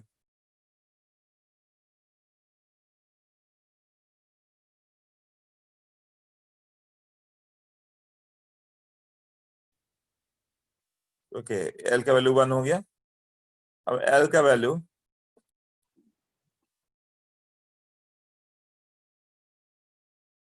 1 पुट कर दो, मतलब p के लिए। तो -1 टू +1 कितना हो गया? -1 0 +1, 3 वैल्यूज आ गए ना। l का वैल्यू 2 पुट करो, -2 से +2 कितने हो गए? 5 वैल्यूज हो गए ना। हाँ, तो d में 5 ऑर्बिटल्स आ जाएंगे। f में कितने ऑर्बिटल आएंगे? -l टू +l, -3 टू +3, मतलब 7, -3 -2 -1 0। हाँ, तो 7 वैल्यूज ऑफ, मतलब 7 ऑर्बिटल्स होंगे। ये रिप्रेजेंट करेगा उसके अंदर कितने ऑर्बिटल्स होंगे और उसका ओरिएंटेशन क्या होगा। ओके,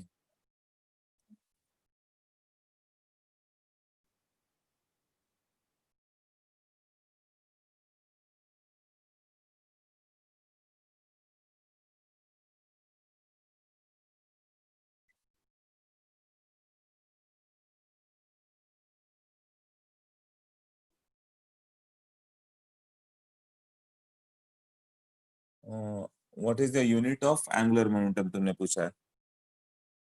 एंगुलर मोमेंटम का यूनिट बोर मैग्नेटन में आ जाता है तुम्हारा। मैग्नेटिक मोमेंट बोर मैग्नेटन में आ जाता है। एंगुलर मोमेंटम का बस इतना ही रखो कि वो वैल्यू क्या है, और ये क्वांटाइज्ड होता है कि नहीं। ये क्वांटाइज्ड है, तभी तो वैल्यू बता रहे हो ना, क्वांटिटी के फॉर्म में बता रहे हो कितना है। कितना है वो बताया पड़ता है। तो इसकी यूनिट यूनिट छोड़ दो, यूनिट नहीं होता है, तभी होता ही है एंगुलर मोमेंटम का। एमवीआर का नहीं, यूनिट तो होगा। एमवीआर है ना, mass into v into r. तो कुछ ना कुछ आ जाएगा, यूनिट एंड डायमेंशन फिजिक्स में कर लोगे वो। बट हम लोग को सिर्फ वैल्यू याद करना है। और दूसरा क्या हो गया?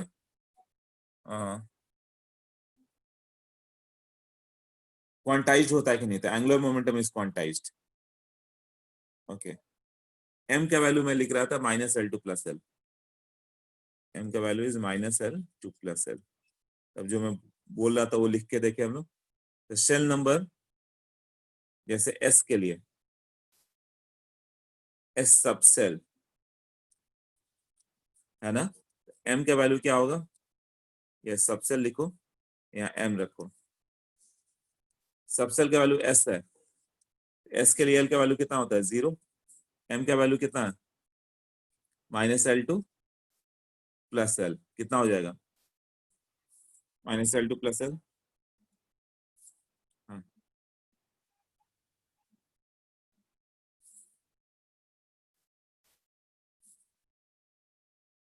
हाँ, कितना आ जाएगा ये? 0। मतलब इसका एक ही वैल्यू आएगा, मतलब एक ऑर्बिटल होगा। फिर उसके आगे चले हम लोग। p के लिए l का वैल्यू कितना होगा? 1। m का वैल्यू जो हो जाएगा कितना? -1 0 +1। इसके अंदर 3 ऑर्बिटल हम लोग दिखाएंगे, 3 बॉक्स करके दिखाएंगे। किसी का वैल्यू -1 0, किसी का वैल्यू +1। ये फिक्स नहीं है कौन सा -1 कौन सा 0 कौन सा +1। ये तो बॉक्सेज है, कैसे जैसे मैंने वैसे दिखा दो। 3 बॉक्स हो गया, तीनों का वैल्यू अलग अलग हो गया। अब d के लिए l का वैल्यू क्या होगा? 2। तो कितना आ जाएगा ये? m का वैल्यू -2 टू +2, मतलब 5 वैल्यू आ गया ना। -2 कौन कौन सा? -2 -1, ये 5 बॉक्स दिखाया गया। -2 -1 0 +1 +2, 5 बॉक्सेस आते हैं। डी। एफ के लिए एल का वैल्यू 3 होगा, कितना हो जाएगा ये वैल्यू, एन का वैल्यू 7 वैल्यू जाएंगे, मतलब 7 ऑर्बिटल, -2 -3 -3 -2 -1 0 +1 +2 +3। तो 7 बॉक्सेस दिखा दो, 7 का एक वैल्यू दिखा दो सबका, 1 2 3 4 5 6 7, -3 -2 -1 0 +1 +2 +3। ये सब ऑर्बिटल को रिप्रेजेंट करता है। सिमिलरली एफ के लिए एल का वैल्यू 3 हो गया। हाँ वाला बोलो, बताओ। सर एन स्क्वायर भी नंबर ऑफ ऑर्बिटल देता है ना? हाँ, एल स्क्वायर भी नंबर ऑफ ऑर्बिटल्स हो गया। तो सर अगर इसमें एन स्क्वायर लेंगे तो लाइक अभी एन पे तो गया ही नहीं, अभी तुम लोग सबसेल के अंदर कितने ऑर्बिटल है वो देख रहे हैं। हाँ तो एन से भी तो डिफरेंट नंबर आएगा ना पर। हाँ तो एन पे चलते हैं, पहले तो ये क्लियर हुआ ना जो बताया अभी। हाँ हाँ तो ठीक है, वो भी क्लियर हो जाएगा। ओके, तो वो एन से रिलेशन पूछ रहा है ना, वो आगे करना है अभी। एम का ये वैल्यू क्लियर है ना सबको, कि इसमें डाउट है? ये क्लियर है सबको? ये फॉर्मूला सबको क्लियर हुआ है? पूछ लो यस और no.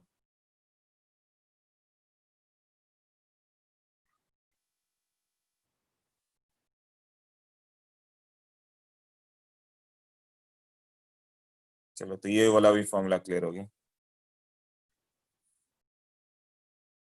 Orbital has the value, orbital का एक वैल्यू दे दी है 0, वो तो अपने ऊपर है, ऑर्बिटल का वैल्यू -5 दे दो, क्या फर्क पड़ता है? ये कोई डिफाइन है क्या कि ऑर्बिटल का वैल्यू पॉजिटिव ही देना है? हाँ, वो ऑर्बिटल नंबर आ गया इस तरह से।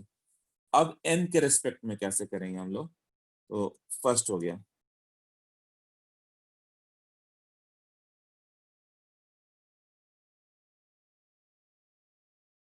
सेल नंबर, सबसेल, सेल के अंदर सबसेल होगा, ऑर्बिटल्स,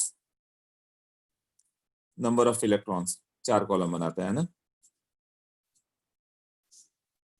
अब सेल नंबर मान लो 1 रखा, तो सबसेल कौन सा होगा? 0, मतलब 1s। सेल नंबर 2 रहता, तो इसका एल नंबर सबसेल क्या होता है? 0 और 1, मतलब 2s और 2p। सबसेल एल को रिप्रेजेंट करता है ना। और n = 3 पे चले जाओ, तो उसके अंदर एल का वैल्यू क्या क्या आया था?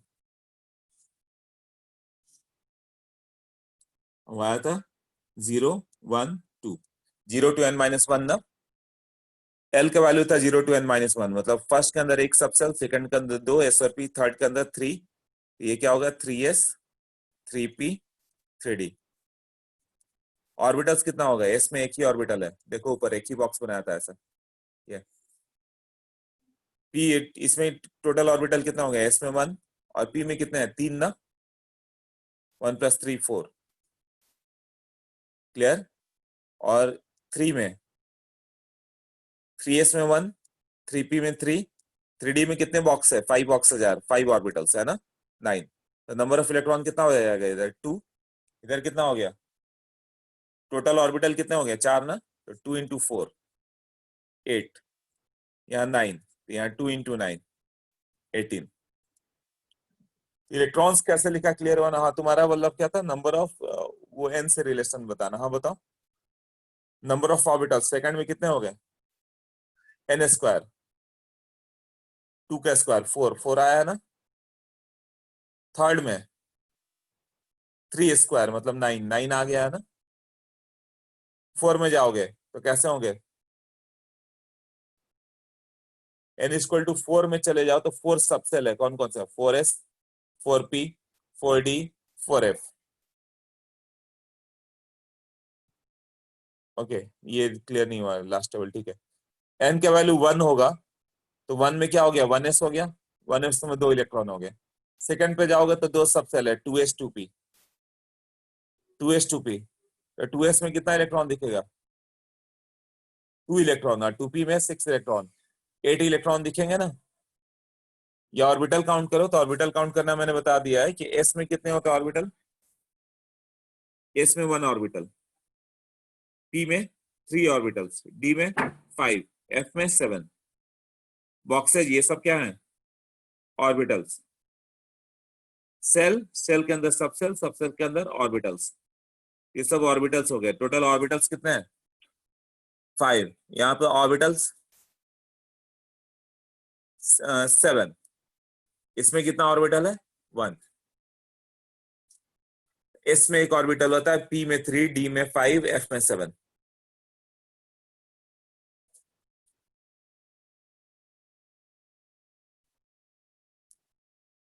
अब हो गया कि मान लो कि n इक्वल टू 1 पे जाओगे तो एक n इक्वल टू 1 पे एक ही सबसेल होगा, s होगा। सेकंड में क्या क्या होता है? s और p। डी थर्ड पे जाओगे तो sp_d, फोर्थ में जाओगे तो sp_df, 5 में जाओगे तो sp_dfg, 6 में जाओगे तो 6 सब लेवल्स। ये बताया था ना। तो मान लो फर्स्ट में गए थे, केवल s मिला था, s में 2 इलेक्ट्रॉन होते हैं। सेकंड पे चले जाओगे तो s और p मिला था, s में 2 और p में d, p में 6। यही हुआ ना। 3 पे चले जाओ, क्या क्या मिलेगा? 3s 3p 3d, यही होगा ना। 4 में जाओगे, 4s 4p 4d 4f। सब में इलेक्ट्रॉन कितना अभी बता दिया मैंने, ऑर्बिटल कितना अभी बता दिया। s में एक ऑर्बिटल, p में 3। अभी क्लियर हुआ? क्लियर? यस और नो? किसका डाउट था? हाँ सिद्धि बताओ, क्लियर हुआ? ओके।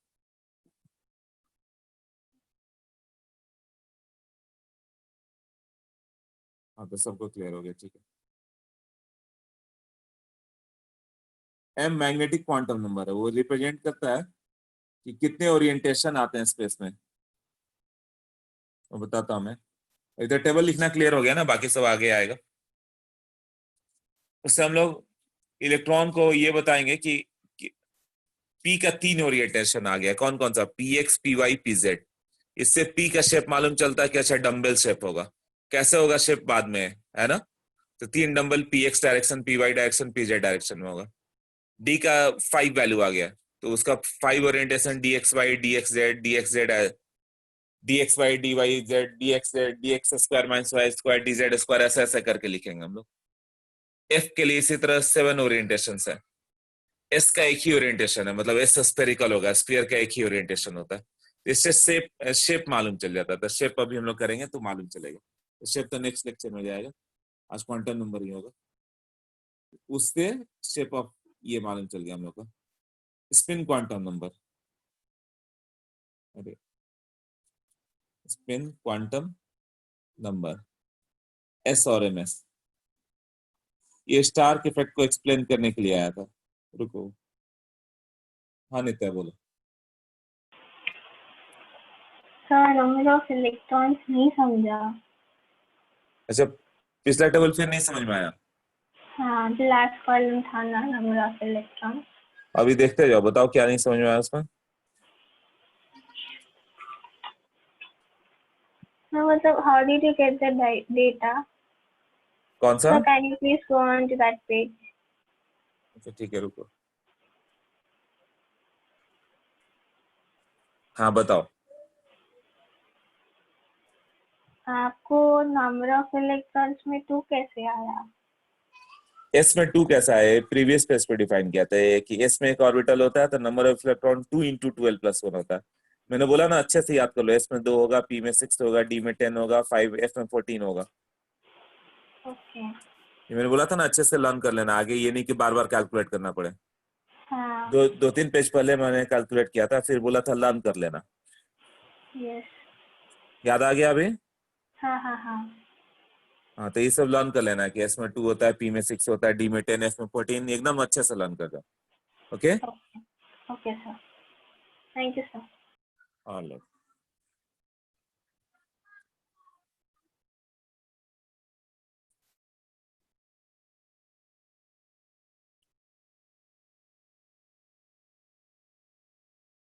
हाँ, spin quantum number.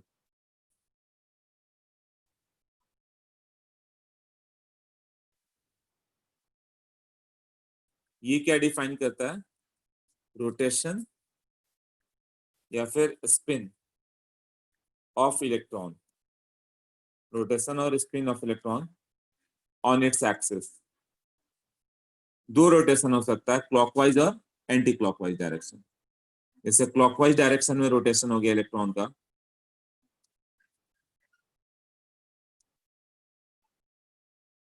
Clockwise direction में, तो उसको हम लोग दिखेंगे कि इलेक्ट्रॉन का ऐसे प्लस हाफ दिखाओगे या प्लस हाफ वैल्यू देंगे ऐसे। और इलेक्ट्रॉन यदि एंटी क्लॉकवाइज डायरेक्शन में रोटेट कर रहा है, एंटी क्लॉकवाइज डायरेक्शन, तो वो ऐसे होगा और माइनस हाफ ऐसे रिप्रेजेंट करोगे। तो दो रोटेशन आ गया इलेक्ट्रॉन का। बहुत पहले बुक में लिखा जाता था कि जैसे अर्थ सन के अबाउट रोटेट करता है, साथ में अपने एक्सिस पे भी रोटेट करता है। अर्थ अपने एक्सिस पर रोटेट करेगा तो क्लॉकवाइज या एंटी क्लॉकवाइज हुआ, तो प्लस हाफ या माइनस हाफ होगा। बट इसका ये एनालॉगी बिल्कुल नहीं है, ये गलत एनालॉगी है। ये पूछता है कि स्पिन क्वांटम नंबर क्या होगा। Spin quantum number has no analogy. Analogy मतलब किसी और सिस्टम से डिफाइन नहीं कर सकते। तो बहुत कॉम्प्लेक्स है समझना क्या है क्लॉकवाइज और एंटी क्लॉकवाइज स्पिन। ये हम लोग के स्कोप से बाहर है। बस इतना ही याद रखो, स्पिन का दो क्वांटम नंबर है, एक क्लॉकवाइज स्पिन, एक एंटी क्लॉकवाइज स्पिन। क्लॉकवाइज रहा तो प्लस हाफ से दिखाओगे, एंटी क्लॉकवाइज रहा तो माइनस हाफ से दिखाओगे। एक ऑर्बिटल मैक्सिमम 2 इलेक्ट्रॉन होगा और उसका इस तरह से आएगा। अब जैसे कि ऑल क्वांटम नंबर n का वैल्यू 1 ले लिया जाए, इसमें क्या होगा, l का वैल्यू 0, सिर्फ 1s आएगा। 1s आ गया, इसमें 2 इलेक्ट्रॉन ऐसे होगा, तो इसका क्वांटम नंबर जब लिखना होगा n l m s, ये सबसे इंपॉर्टेंट है। n का वैल्यू 1, l का वैल्यू 0, m का वैल्यू भी s के लिए 0 आया था, याद करो कितना आ गया था,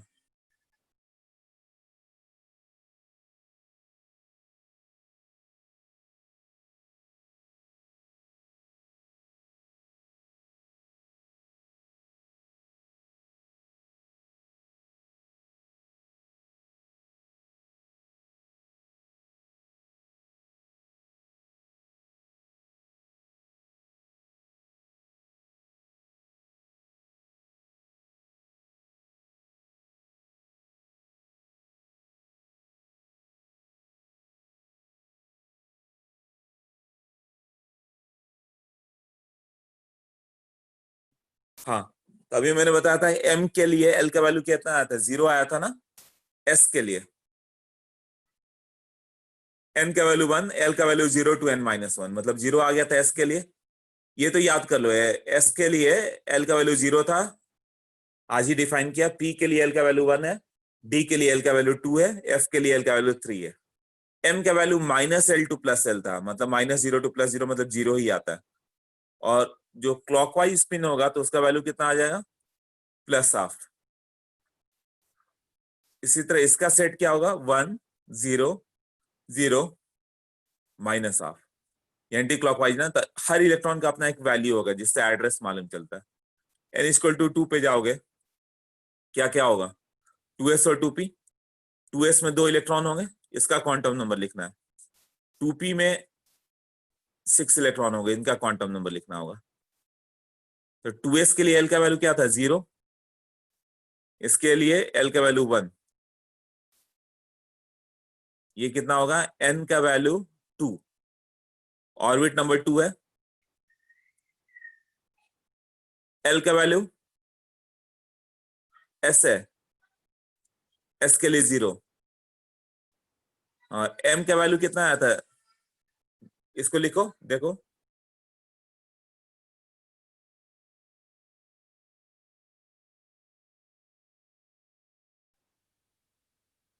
जीरो ही आएगा, और ये प्लस हाफ, यही होगा ना।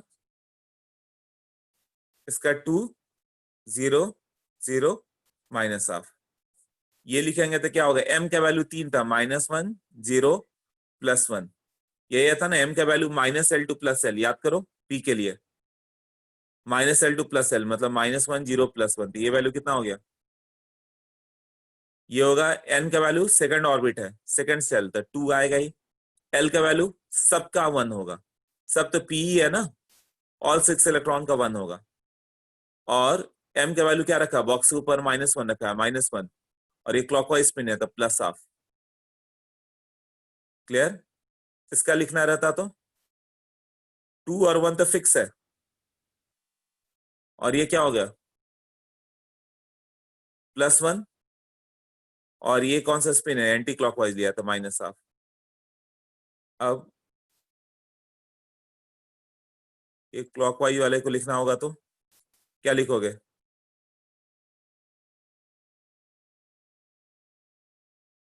2 L का वैल्यू 1, M का वैल्यू क्या है, बॉक्स के ऊपर 0 है ना, और ये क्लॉकवाइज स्पिन मतलब प्लस हाफ। हाँ, तो आज ये तक हम लोग को सीखना था करना। ये क्लियर हुआ कैसे कैसे लिख रहे हैं हम लोग? टोटल कितने क्वांटम नंबर हो गए? 8 क्वांटम नंबर। ऑल 8 लिखना आना चाहिए तुम्हें। एक बार फिर से देख लो, मैं समझा देता हूँ उसके बाद डाउट्स। हाँ, तो n का वैल्यू जब तुम लिखोगे, n का वैल्यू 2, यहाँ पे थोड़ा और डिटेल में लिख पाएंगे, 2s और 2p है। तो 2p क्या हो गया है, l का वैल्यू इसका 0, और ये 2 के l के लिए l का वैल्यू 1। तो तुम्हें सेट लिखना है n, l, m और s का। इसमें क्या होगा, वैल्यू 2 0 0 प्लस माइनस हाफ। इसमें दो वैल्यू है ना, ये अलग अलग लिखो, प्लस हाफ, और एक हो गया 2 0 0 माइनस हाफ। क्यों, ये 2s वाले में इस तरह से होगा, m का वैल्यू 0 आता है और इस तरह से आएगा 2 इलेक्ट्रॉन। अब 2p में कितने हो गए टोटल, -1 0 प्लस हाफ। इसका वैल्यू कितना हो गया 2, l का वैल्यू कितना था 1, -1 प्लस हाफ। ये लिखता है कि ऑल सेट्स लिखो, ये सब बोर्ड्स वाले इक्वेशन हो गए, 2 1, ये कौन सा वैल्यू दिया हुआ है m का, -1 है ना। यहाँ पे जो दे दो, तुम चाहो तो +1 0 -1 लिख दो, वो सब चलेगा, है ना। या इसको 0 -1 +1 लिख दो, इससे मतलब नहीं, कोई भी बॉक्स कोई एक है, बट तीनों का वैल्यू अलग है। 2 1 -1 और ये माइनस हाफ, मतलब बॉक्स के ऊपर तुम -1 चाहो तो इसके ऊपर +1 लिख दो या 0 लिख दो, कुछ भी लिखो, बस तीनों का बॉक्स का वैल्यू अलग अलग है। उसके बाद नीचे वाले का वैल्यू क्या होगा, 2 1 0 प्लस हाफ, 2 1 0 माइनस हाफ। ये दो का वैल्यू इधर आ गया, और लास्ट वाले का वैल्यू कितना आ जाएगा, 2 1 +1 दिया है ना वैल्यू, हाँ, प्लस हाफ 2 1 +1 माइनस हाफ। तो ये 4 सेट लिखना है। ये तुम्हें टोटल 8 इलेक्ट्रॉन हुए। n=2 के अंदर 8 इलेक्ट्रॉन हुआ ना, बोला कि 8 का सेट लिख के दिखाओ ऐसे। अब बताओ क्या डाउट है, क्लियर हुआ, यस और नो?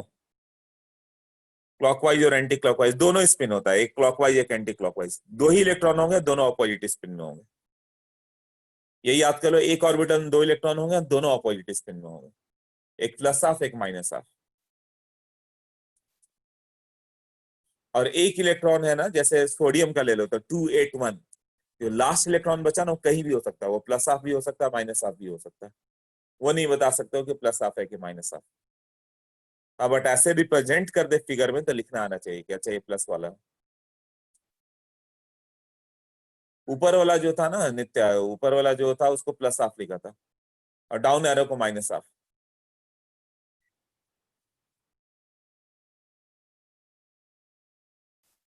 टू एन स्क्वायर के इंडिविजुअल इलेक्ट्रॉन्स है ना, यस प्रणव, क्या क्वेश्चन था? हाँ, 2n स्क्वायर के इंडिविजुअल इलेक्ट्रॉन्स है, right. Order of L is fixed in the boxes. हाँ, एस के लिए 0 होता है, एल पी के लिए 1 होता है, डी के लिए 2, एफ के लिए 3। ये वैल्यू लर्न कर जाना। अच्छा, तो एक और लिख लो तब क्लियर हो जाएगा। मान लो कि n=4 पे जाए, तो नंबर ऑफ इलेक्ट्रॉन कितना हो गया, 2n स्क्वायर कितना हो गया, 32। अब उस 32 इलेक्ट्रॉन का एड्रेस बताओ, उनका नेम क्या क्या होगा, कौन कौन सा होगा, 4s 4p 4d 4f, यही होगा ना। 4s में एक होगा, 2 इलेक्ट्रॉन होंगे, इसके m का वैल्यू कितना होगा, 0।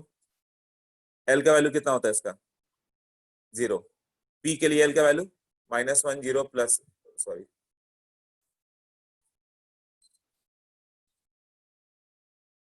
l का वैल्यू 1 होता है ना, इसके लिए l का वैल्यू 2 होगा, इसके लिए l का वैल्यू 3 होता है, यही होता है ना। अब इसके अंदर जाओगे तो p के अंदर 3 ऑर्बिटल मिलते हैं, कौन कौन से, -1 0 +1 वाले। ये 2 इलेक्ट्रॉन का एड्रेस, इसका एड्रेस, इसका एड्रेस। डी में टोटल कितने होंगे, 5 होंगे ना, -2 -1 0 +1 +2। इसके भी ये लिख दो।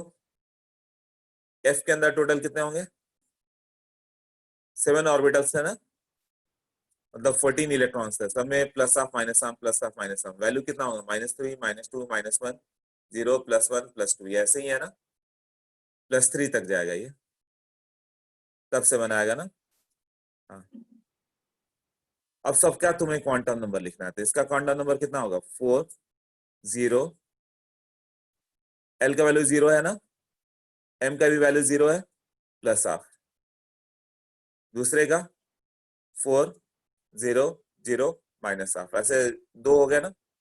इसका सेट क्या लिखेंगे 4, एल का वैल्यू 1,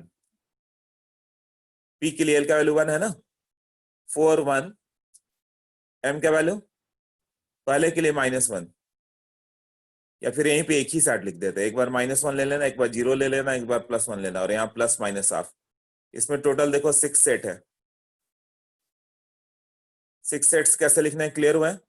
4 1 -1 के साथ प्लस हाफ, 4 1 -1 के साथ माइनस हाफ, फिर 4 1 0 के साथ प्लस हाफ, 4 1 0 के साथ माइनस हाफ, 4 1 +1 के साथ प्लस हाफ, माइनस के साथ ये। इसका 10 सेट कैसे लिखेंगे 4, एन का वैल्यू 4 है, 4th ऑर्बिट है ना ये, एम का वैल्यू, एल का वैल्यू कितना है 2, एम का वैल्यू अलग अलग लिखोगे, एक बार -2 लेना है, एक बार -1, एक बार 0, एक बार +1, एक बार +2, और इसका वैल्यू तो वेरिएशन 2 ही है ना, प्लस माइनस हाफ, एक बार प्लस हाफ, एक बार माइनस हाफ। इसमें 10 सेट्स है, ये 10 इलेक्ट्रॉन है जिनका वैल्यू है।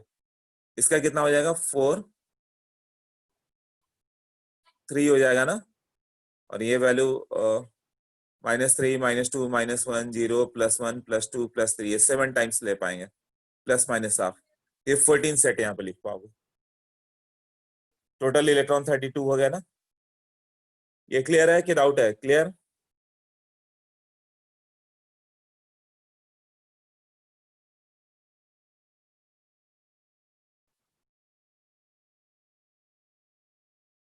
ओके, सबको क्लियर है? गुड। तो क्वेश्चन पूछता है कि कौन सा सेट फिजिबल नहीं है। जैसे क्वेश्चन पूछता है नॉट फिजिबल सेट, ये बहुत आता है, ये आएगा ही आएगा, बहुत इंपॉर्टेंट है ये। कौन सा सेट इज नॉट फिजिबल है ना, वो दे देगा वैल्यू 4 0 +1 प्लस हाफ। बताओ कौन सा फिजिबल नहीं है, ये बताना है। More than 1 correct answer. इसको ये लिख दो, बी में 4 +1 +2 माइनस हाफ, सी में 4 1 -1 प्लस हाफ, डी में ये फिजिबल सेट बताओ, नॉट फिजिबल नहीं। 4 1 0 +1, ऐसे क्वेश्चन पूछता है।